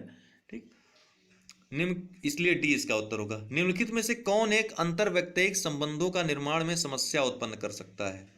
शर्मीलापन, सामयिक परिपक्वता, दृढ़ता परकता या फिर तदनुभूति। तो इसमें शर्मीलापन अंतर्वैयक्तिक संबंधों के निर्माण में समस्या उत्पन्न करते हैं। किसी संगठन में संप्रेषण जो प्रकारों एवं स्तरों से परे जाता है, जो प्रकारों और स्तरों में नहीं चलता, उसे क्या कहते हैं? विकर्ण संप्रेषण उसको कहते हैं। ये जितने प्रकार के संप्रेषण हैं सबके बारे में दिया हुआ है। अंतर्वैयक्तिक संप्रेषण के निम्नलिखित प्रतिमानों में से किसमें समानता संबंध संपोषित होता है, परंतु प्रत्येक व्यक्ति के पास भिन्न क्षेत्रों का प्राधिकार भी होता है? तो संतुलित विभाजन प्रतिमान, समानता प्रतिमान, असंतुलित विभाजन प्रतिमान और एकाधिकार प्रतिमान। तो इसका उत्तर होगा संतुलित विभाजन प्रतिमान। जितने प्रतिमान हैं सबके बारे में दिया है, पढ़ सकते हैं आप। निम्नलिखित संप्रेषण संजालों में से किसमें समूह का प्रत्येक सदस्य केवल अपने से निकटतम सदस्य से ही संप्रेषण कर सकता है? तो चक्र, वाई, वृत्त या श्रृंखला में। तो श्रृंखला संजाल में समूह का प्रत्येक सदस्य केवल अपने से निकटतम सदस्य से ही संप्रेषण कर सकता है, अन्य से नहीं। ठीक, तो श्रृंखला संजाल इसका सी उत्तर होगा। जब व्यक्ति यह अनुभव करते हैं कि उनके व्यवहार को प्रतिबंधित किया जा रहा है तो वे एक प्रकार से प्रतिक्रिया करते हैं। इस प्रतिक्रिया को क्या कहा जा सकता है? मनोवैज्ञानिक प्रतिघात। एक बार फिर, जब व्यक्ति यह अनुभव करते हैं कि उनके व्यवहार को प्रतिबंधित किया जा रहा है तो वे एक प्रकार से प्रतिक्रिया कर उस प्रतिबंध के खिलाफ प्रतिक्रिया करते हैं, जिसको मनोवैज्ञानिक प्रतिघात कहा जाता है। संप्रेषण के प्रक्रम में प्रथम चरण क्या होता है? कूट संकेतन प्रथम चरण होता है। ये दिया हुआ है। संप्रेषण के प्रक्रम के विभिन्न चरण निम्न प्रकार हैं: प्रेषक, फिर कूट संकेतन, फिर संदेश, फिर विसंकेतन ग्रहण। ठीक, तो इनमें से पहला क्या होगा? कूट संकेतन पहला चरण होगा। ठीक है, प्रेषक हालांकि पहला होता है। प्रेषक सबसे पहले क्या करेगा? कूट संकेतन करेगा, फिर संदेश, फिर विसंकेतन ग्रहण, जो ग्रहण करेगा विसंकेत डिकोडिंग के द्वारा जो है इसको ग्रहण करेगा। ठीक है। निम्नलिखित में से कौन सा कौशल किसी के साथ निकट मित्रता को बनाए रखने में सहायक होता है? बी इसका उत्तर होगा स्वैच्छिक रूप से आवश्यकता पड़ने पर सहायता करना। ये कौशल किसी के साथ निकट मित्रता को बनाए रखने में सहायक होता है। निम्नलिखित कथनों विचार करें। लोग और उनकी समस्याएं विलक्षण होती हैं। सक्रिय श्रवण उस व्यक्ति को जिसे सुना जा रहा है कुछ संप्रेषित करता है। ए और आर दोनों सही हैं और आर ए की सही व्याख्या करता है। इसका डी उत्तर होगा। ठीक है। प्राप्त किए गए संदेश में कोई विचलनशीलता जिसका पूर्व कथन स्रोत पर नहीं किया जा सकता है गुणारोपित की जाती है। प्राप्त किए गए संदेश में कोई विचलनशीलता जिसका पूर्व कथन स्रोत पर नहीं किया जा सकता था गुणारोपित किस पे की जाती है? कोलाहल पे। ठीक है। बी इसका उत्तर होगा। अब यहां पे दिया है संचार के प्रकार और चर। संचार के प्रकार दिए हुए हैं और चर दिया हुआ है। तो इस संचार के प्रकार दिए हुए हैं, इनका चर दिया हुआ है, किसके द्वारा ये किए जाते हैं। तो देखिए इनमें जो है किस चीज को ये इंगित करते हैं। ठीक। तो शाब्दिक जो होता है ये भाषा प्रवाहिता को इंगित करता है। चर इसका भाषा प्रवाहिता होती है। लिखित का जो है संज्ञानात्मक क्षमता होती है। संकेत का सामाजिक सांस्कृतिक कारक होता है। हर एक सामाजिक सांस्कृतिक स्थानों पर अलग अलग संकेतों के अर्थ होते हैं। ठीक है। तो सामाजिक सांस्कृतिक कारक और दैहिक हाव भाव, ये अंतर्निहित अर्थ, जो दैहिक हाव भाव होते हैं उनके अंतर्निहित कोई अर्थ होता है ना। तो 2 4 1 3 इसका उत्तर होगा बी। हमारे बहुत से निर्णय परिस्थिति के अप्रासंगिक पक्षों से प्रभावित होते हैं। उदाहरणार्थ वह सुनिश्चित ढंग जिसमें कोई मुद्दा प्रस्तुत किया जाता है अप्रासंगिक पक्षों से प्रभावित होते हैं। यह गोचर क्या कहलाता है? गढ़न के रूप में। हमारे बहुत से निर्णय परिस्थिति के अप्रासंगिक पक्षों से प्रभावित होते हैं। तो इसको गढ़न के रूप में देखते हैं। गढ़न के तहत हमारे बहुत से निर्णय परिस्थिति के अप्रासंगिक पक्षों से प्रभावित होते हैं। जब कोई व्यक्ति किसी निर्णय के वांछित लक्ष्य के बारे में काफ़ी कम जानता हो और जब निर्णय के विकल्प अस्पष्ट हों तो ऐसी परिस्थिति कहलाती है संदिग्ध। जब कोई व्यक्ति किसी निर्णय के वांछित लक्ष्य के बारे में काफ़ी कम जानता हो और जब निर्णय के विकल्प अस्पष्ट हों तो ऐसी परिस्थिति संदिग्ध कहलाती है। ठीक है। निम्नलिखित में से कौन समूह निर्णय लेने की विशेषता नहीं है? सी इसका उत्तर होगा सदस्य कार्यकुशल होते हैं। यह समूह निर्णय लेने की विशेषता नहीं है। बाकी सदस्य विचारों की वर्धित विविधता प्रस्तुत करते हैं। सदस्य प्रभावकारी होते हैं। सदस्य समाधान की वर्धित स्वीकृति की ओर ले आते हैं। ये सब समूह निर्णय लेने की विशेषताएं हैं। ठीक है। समूह के सभी सदस्य कार्यकुशल होते हैं। यह समूह निर्णय लेने की विशेषता नहीं है। निर्णय लेने में निर्णायक कथनों को जाना जाता है स्वतः शोध के रूप में। ठीक है। ए इसका उत्तर होगा। निर्णय लेने में निर्णायक कथन जो होते हैं उनको स्वतः शोध के रूप में जाना जाता है। निम्नलिखित में से कौन एक अवाचिक संप्रेषण सहायक का उदाहरण है? तो ए इसका उत्तर होगा चाक्षुष संपर्क। जो आंखों के द्वारा संपर्क होता है वो अवाचिक, मतलब बिना बोले जो संप्रेषण कम्युनिकेशन होता है उसका उदाहरण है। संप्रेषण की प्रक्रिया में कूट लेखन से क्या तात्पर्य है?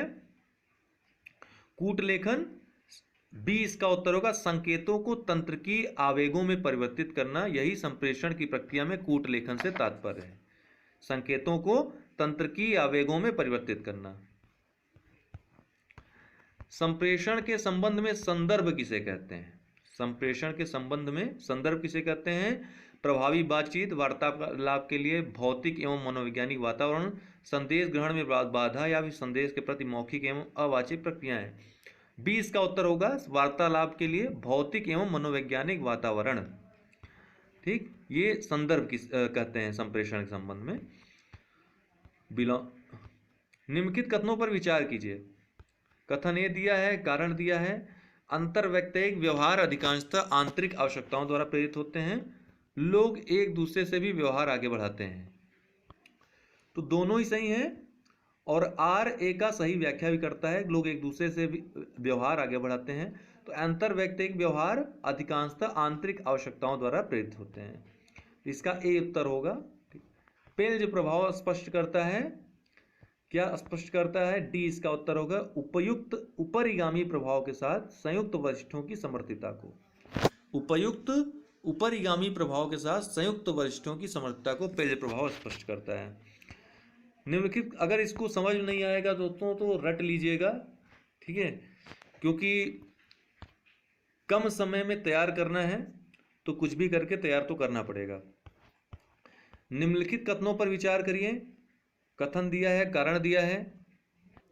संप्रेषण के नियामक नियम हमें यह बताते हैं कि हमें क्या करना और क्या नहीं करना चाहिए।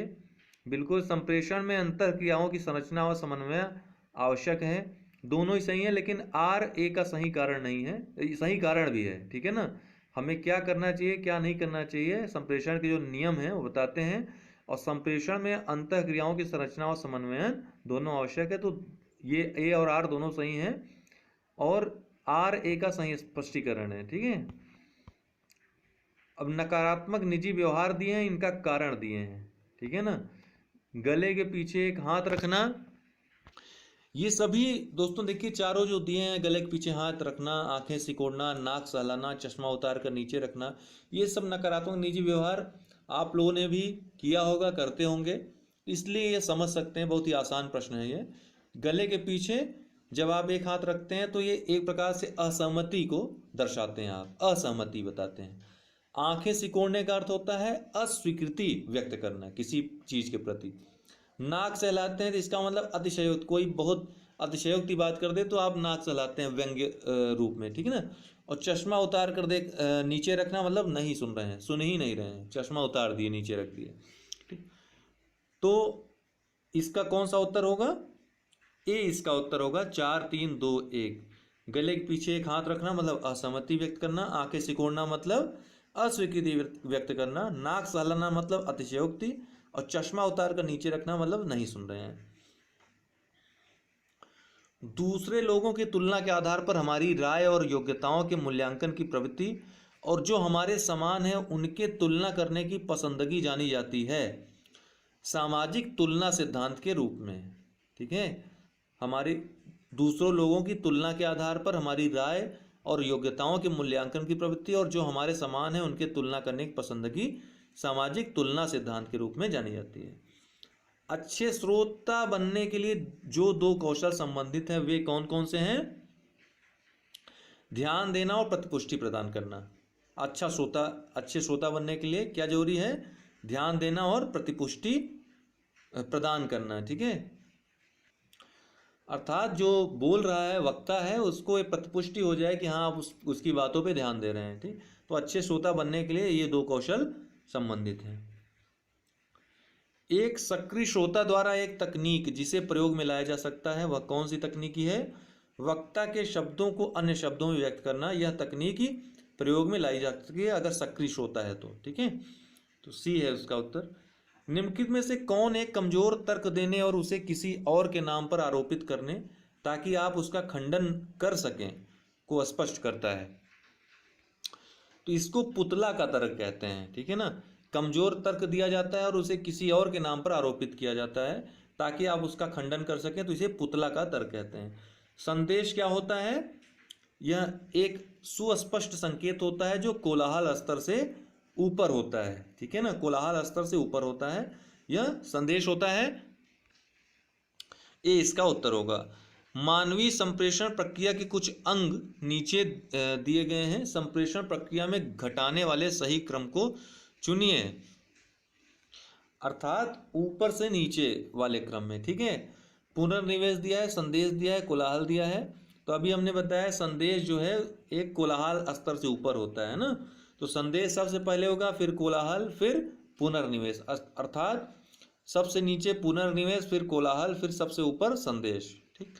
तो इस चूंकि घटने वाले अर्थात घटते हुए क्रम में देना है तो इसका उत्तर क्या हो जाएगा, सी 2 3 1। निम्नलिखित में से कौन हमारे अंतर्निहित व्यवबोधों को स्पष्ट करता है जो लोगों के व्यवहार की व्याख्या करने का ध्यान रखता है और जो दूसरों से संप्रेषण करने के समुचित तरीकों को स्पष्ट करता है। डी संप्रेषण प्रतिरूप। संप्रेषण प्रतिरूप क्या करता है, हमारे अंतर्निहित व्यवबोधों को स्पष्ट करता है जो लोगों के व्यवहार की व्याख्या करने का ध्यान रखता है और जो दूसरों से संप्रेषण करने के समुचित तरीकों को स्पष्ट करता है।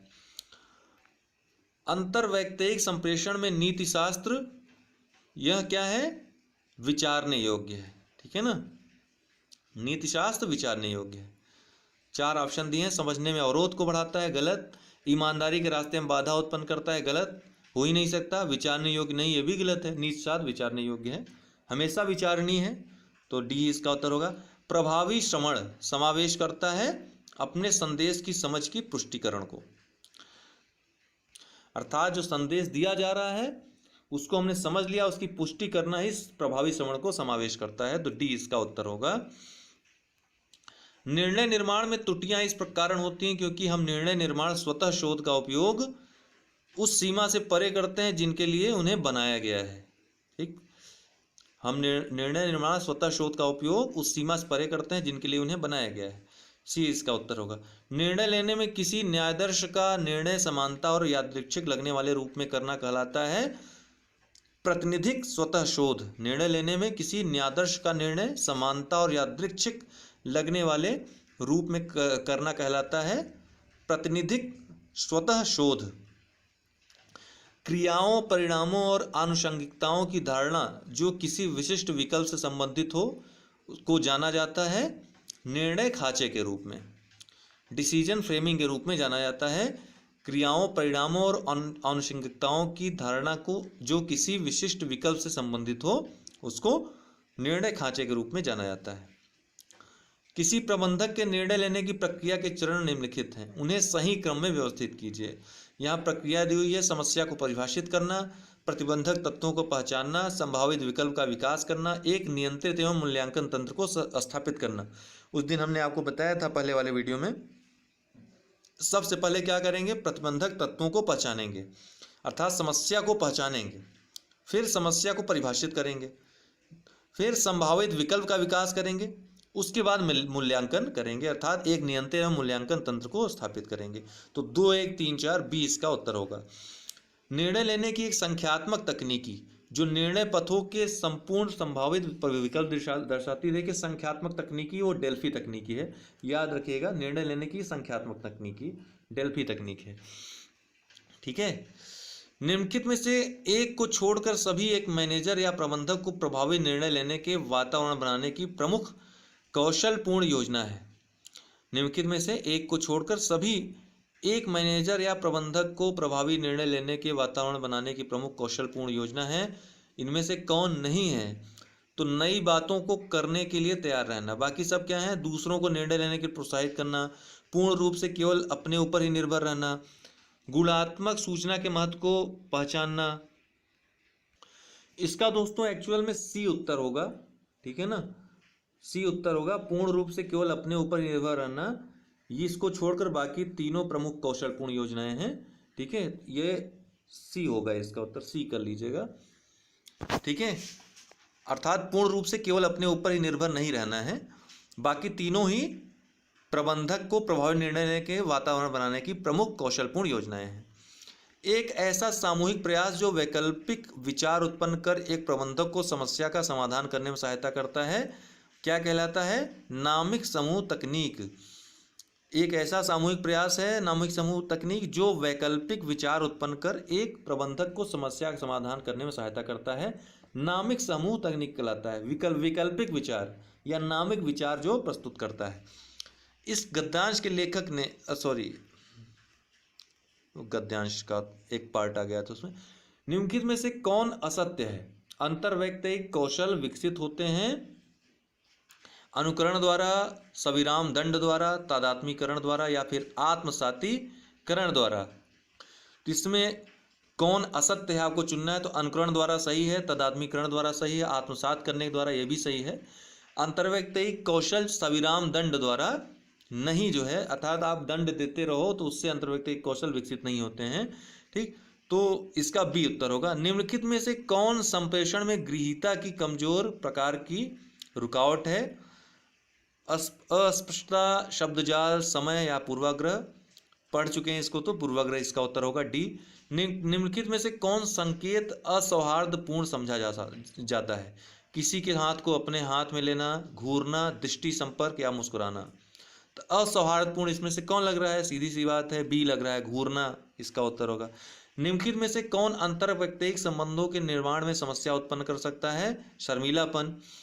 निम्नलिखित कथनों पर विचार कर, लोग और उनकी समस्याएं विलक्षण होती हैं, ये तो हो चुका है, इसका बी उत्तर होगा। ए और आर दोनों सही हैं, किंतु आर ए का सही स्पष्टीकरण है। संबंधों की संरचना संबंधित है।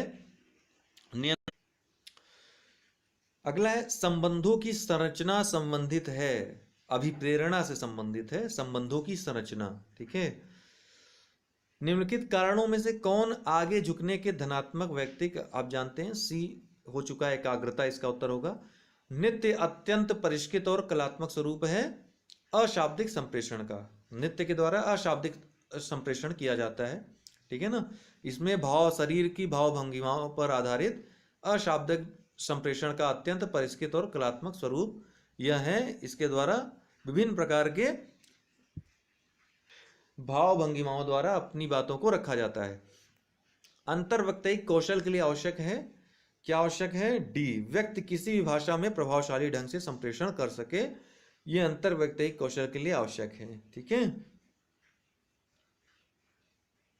अर्थात व्यक्ति किसी भी भाषा में प्रभावशाली ढंग से संप्रेषण कर सके।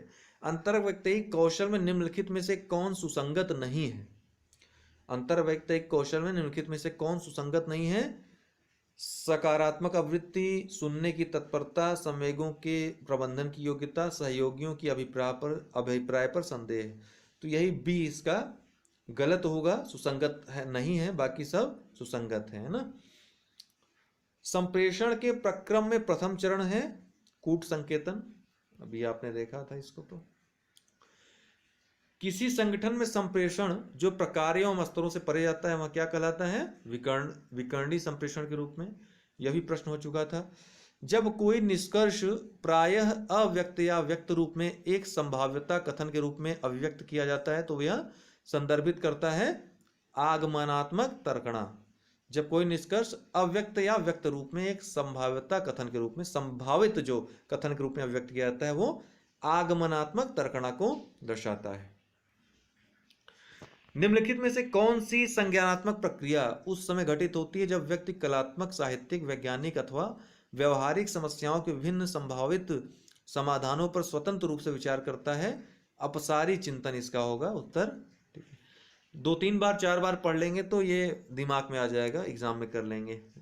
मौखिक संप्रेषण में सबसे अधिक महत्वपूर्ण होता है कि आप इसे कैसे कहते हैं। मौखिक संप्रेषण जो होता है उसमें सबसे अधिक महत्वपूर्ण बात क्या होती है? आप इसे कैसे कह रहे हैं। ठीक है। मौखिक संप्रेषण में सबसे महत्वपूर्ण बाधा क्या है? खराब श्रवण, विनम्रता, रुचि या एकाग्रता। मौखिक संप्रेषण में सबसे महत्वपूर्ण बाधा खराब श्रवण है। ठीक है। मौखिक संप्रेषण की प्रभावशीलता वक्ता की योग्यता पर निर्भर करती है। सरल भाषा प्रयोग की, लंबे वाक्य प्रयोग की, विदेशी शब्द प्रयोग की या जटिल शब्द प्रयोग। तो मौखिक संप्रेषण में सरल भाषा का प्रयोग करना चाहिए। अपने सहयोगियों एवं अधीनस्थों के बीच संवाद स्थापित करने का सर्वोत्तम विकल्प क्या है? अनौपचारिक अंतः संचार। अनौपचारिक संबंध बना करके अधीनस्थों और सहयोगियों से संवाद स्थापित किया जा सकता है, जो कि सर्वोत्तम विकल्प होता है। अधोलिखित में से किस प्रकार से संप्रेषण में नेतृत्व भूमिकाओं की उत्पत्ति सर्वप्रथम होती है? लघु समूह संप्रेषण। ठीक है। बाकी सब नहीं। अंतःवैयक्तिक, द्विकीय संप्रेषण, आभासी यथार्थ संप्रेषण न होकर के लघु समूह संप्रेषण होगा। ठीक है। संप्रेषण नेतृत्व की भूमिकाओं की उत्पत्ति सर्वप्रथम लघु समूह संप्रेषण में होती है। टेलीफोन द्वारा संप्रेषण उदाहरण है रेखीय संप्रेषण का, अरेखीय संप्रेषण का, वर्तुल संप्रेषण का या फिर यांत्रिक संप्रेषण का। तो यांत्रिक संप्रेषण का उदाहरण है टेलीफोन द्वारा संप्रेषण। टेलीफोन द्वारा जो कम्युनिकेशन होता है वो यांत्रिक संप्रेषण का उदाहरण है। अपने सहकर्मियों के साथ वार्तालाप के दौरान साधारणतः आप क्या करते हैं? गंभीर रहते हैं, मुस्कुराते हैं, उनके विचारों के समर्थन मुस्कुराते हैं या सही समय पर मुस्कुराते हैं? तो सही समय पर मुस्कुराते हैं। ठीक है। वार्तालाप के विषय के हिसाब से प्रतिक्रिया देनी चाहिए। इसमें लिखा है उत्तर में, अपने सहकर्मी के साथ वार्तालाप में वार्तालाप का जैसा विषय हो उसके हिसाब से प्रतिक्रिया देनी चाहिए, अर्थात सही समय पर मुस्कुराहट होनी चाहिए। ठीक है। संचार का वह साधन जो बहुत सारे आदाताओं को एक स्रोत से एक साथ सूचना प्रसारित करता है वो क्या कहलाता है?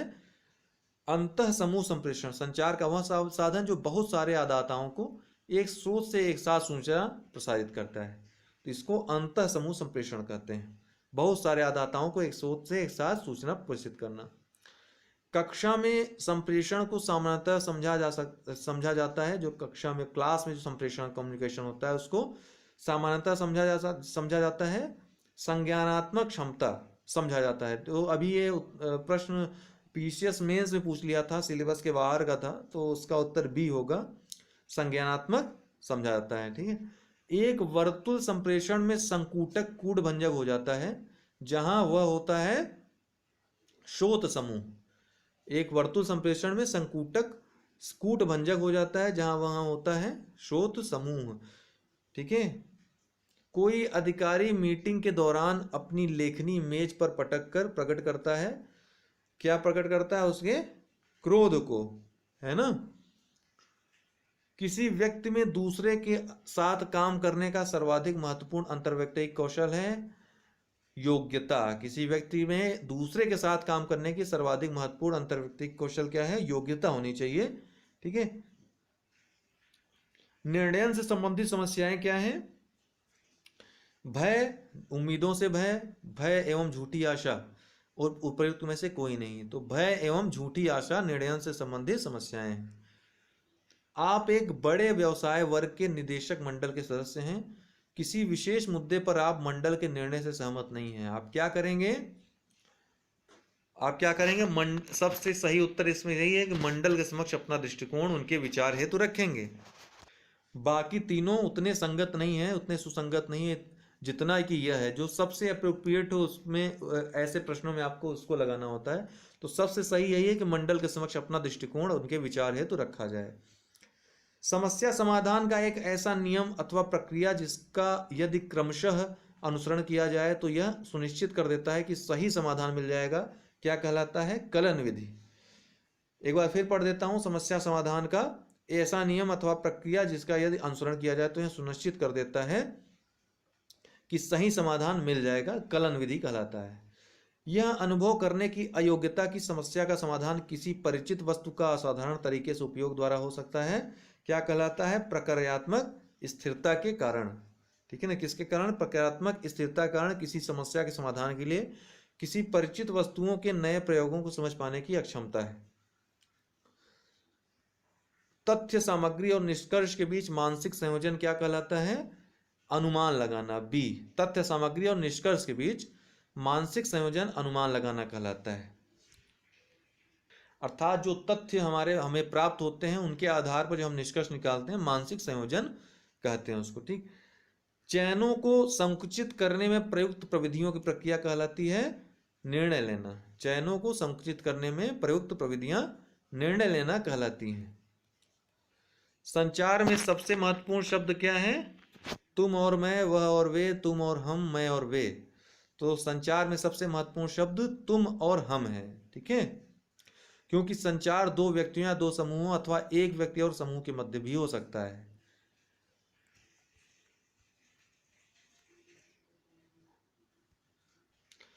अशाब्दिक, जैसे एक उदाहरण भी यहां पर दिया है कि एक आईपीएस के निलंबन पर आईपीएस संगठन द्वारा यह सूचना प्रेषित करना कि हम तुम्हारे साथ हैं।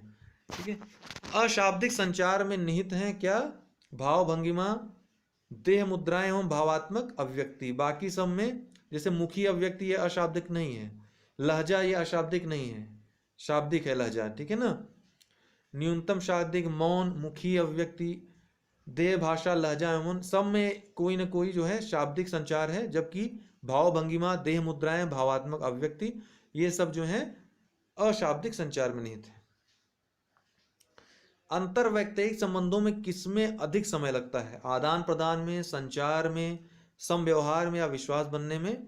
तो सबसे अधिक समय विश्वास बनने में ही लगता है। निम्नलिखित में से कौन द्वंद्व समाधान की अस्वस्थ अनुक्रिया है? द्वंद्व समाधान की या संघर्ष समाधान की अस्वस्थ अनुक्रिया कौन सी है? इनमें से समझौता पाने की अक्षमता, समझौता करा पाने की जो अक्षमता होती है वो सबसे अस्वस्थ अनुक्रिया है। बाकी महत्वपूर्ण मामलों को पहचानना, अनुक्रिया करना सही है। भूलने या विस्मित करने और क्षमा करने की तत्परता, ये भी बहुत सही है। यह विश्वास कि दोनों पक्षों के हितों की रक्षा की जा सकती है, ये भी सही। तो आपको यह ऑप्शन से ही उत्तर ऐसे प्रश्नों में तो पता चल जाएगा। निम्नलिखित में से किसका प्रयोग अंतर्वैयक्तिक संबंधन व्यक्त करने में नहीं किया जाता है? किसका प्रयोग अंतर्वैयक्तिक संबंधन व्यक्त करने में नहीं किया जाता है? जीवन कौशल का। जीवन कौशल एक व्यक्तिनिष्ठ अवधारणा हो गई, व्यक्तिगत हो गई। बाकी सब अंतर्वैयक्तिक संबंध व्यक्त करने में किए जाते हैं। ठीक। साइमन द्वारा प्रस्तावित निर्णय लेने की प्रक्रियाओं में से निम्नलिखित में से विषम प्रक्रिया बताइए। साइमन के द्वारा प्रस्तावित निर्णय लेने की प्रक्रियाओं में से तादात्म्यकरण क्रिया एक विषम प्रक्रिया है। डी इसका उत्तर होगा। बाकी विषम, बाकी सब ठीक। बुद्धिपूर्ण क्रिया, विकल्प क्रिया, चयन क्रिया, ये सब सही है, लेकिन तादात्म्यकरण क्रिया एक विषम प्रक्रिया है। अधोलिखित में से कौन निर्णय प्रक्रिया का अंतिम चरण है? निर्णय प्रक्रिया का अंतिम चरण कौन सा है? बी इसका उत्तर होगा, मूल्यांकन। मैंने पहले वाली वीडियो में बताया था निर्णय के बारे में सारी तथ्यों को। समस्या की पहचान सबसे पहला चरण है, फिर विकल्प का चयन करना द्वितीय चरण है, फिर निर्णय मानदंड की पहचान करना है तृतीय चरण, और निर्णय की प्रभावकता का मूल्यांकन करना यह अंतिम चरण है। टरकणा के स्थापित नियमों के विपरीत निर्णयन प्रक्रिया में क्या निहित है? अनिश्चितता। किसी समस्या के समाधान तक पहुंचने की क्रिया तक विभिन्न प्रकार के तर्क, केस स्टडी तथा नियमों का अनुपालन किया जाता है। इसके विपरीत की स्थिति को क्या कहते हैं? अनिश्चितता कहते हैं। सहज ज्ञान निर्णय क्या है? अनुभव, भावनाओं और संचित फैसलों पर आधारित निर्णय है। सहज ज्ञान निर्णय अनुभव, जो सहज ज्ञान हो जाता है, भावनाओं और संचित फैसलों पर आधारित निर्णय है। एक सुपरिभाषित समस्या में अधोलिखित विशेषताएं होती हैं, कौन कौन सी? प्रारंभिक अवस्था, लक्ष्य अवस्था, संकारक और नियंत्रक। बी। समस्या समाधान के त्रिप्रक्रम आगम के अनुसार निम्न में से कौन अंतर्दृष्टि का एक प्रकार नहीं है? सी इसका उत्तर होगा, चयनात्मक भंडारण अंतर्दृष्टि का एक प्रकार नहीं। बाकी चयनात्मक कूट संकेतन, चयनात्मक तुलना, चयनात्मक संयुक्ति, ये अंतर्दृष्टि का एक प्रकार है, लेकिन चयनात्मक भंडारण ये अंतर्दृष्टि का एक प्रकार नहीं है। ठीक। समस्या समाधान के त्रिप्रक्रम आगम के अनुसार चयनात्मक भंडारण अंतर्दृष्टि का एक प्रकार नहीं है। शेष विकल्प त्रिप्रक्रम आगम के अंतर्दृष्टि से सम्मिलित हैं। तो दोस्तों, ये रहे जितने प्रश्न अभी तक पूछे गए हैं, वो सभी प्रश्नों को हमने उनका उत्तर यहाँ पर बोल दिया कि समय नहीं है, इनको एक एक टॉपिक में जो है 2-2, 3-3 लेक्चर हो जाएंगे, इसलिए जो है आप सही रहेगा मैं PDF दे दे रहा हूँ, वहाँ से आप पढ़ लीजिए, और अगर समझ में ना आए तो रट लीजिए। ठीक है ना? क्योंकि क्वेश्चंस आप देख रहे हैं कि रिपीट भी हो रहे हैं और समझने में भी आसानी है, क्योंकि व्यवहारिक हैं, इसलिए समझ भी सकते हैं। तो आज इसको CSET के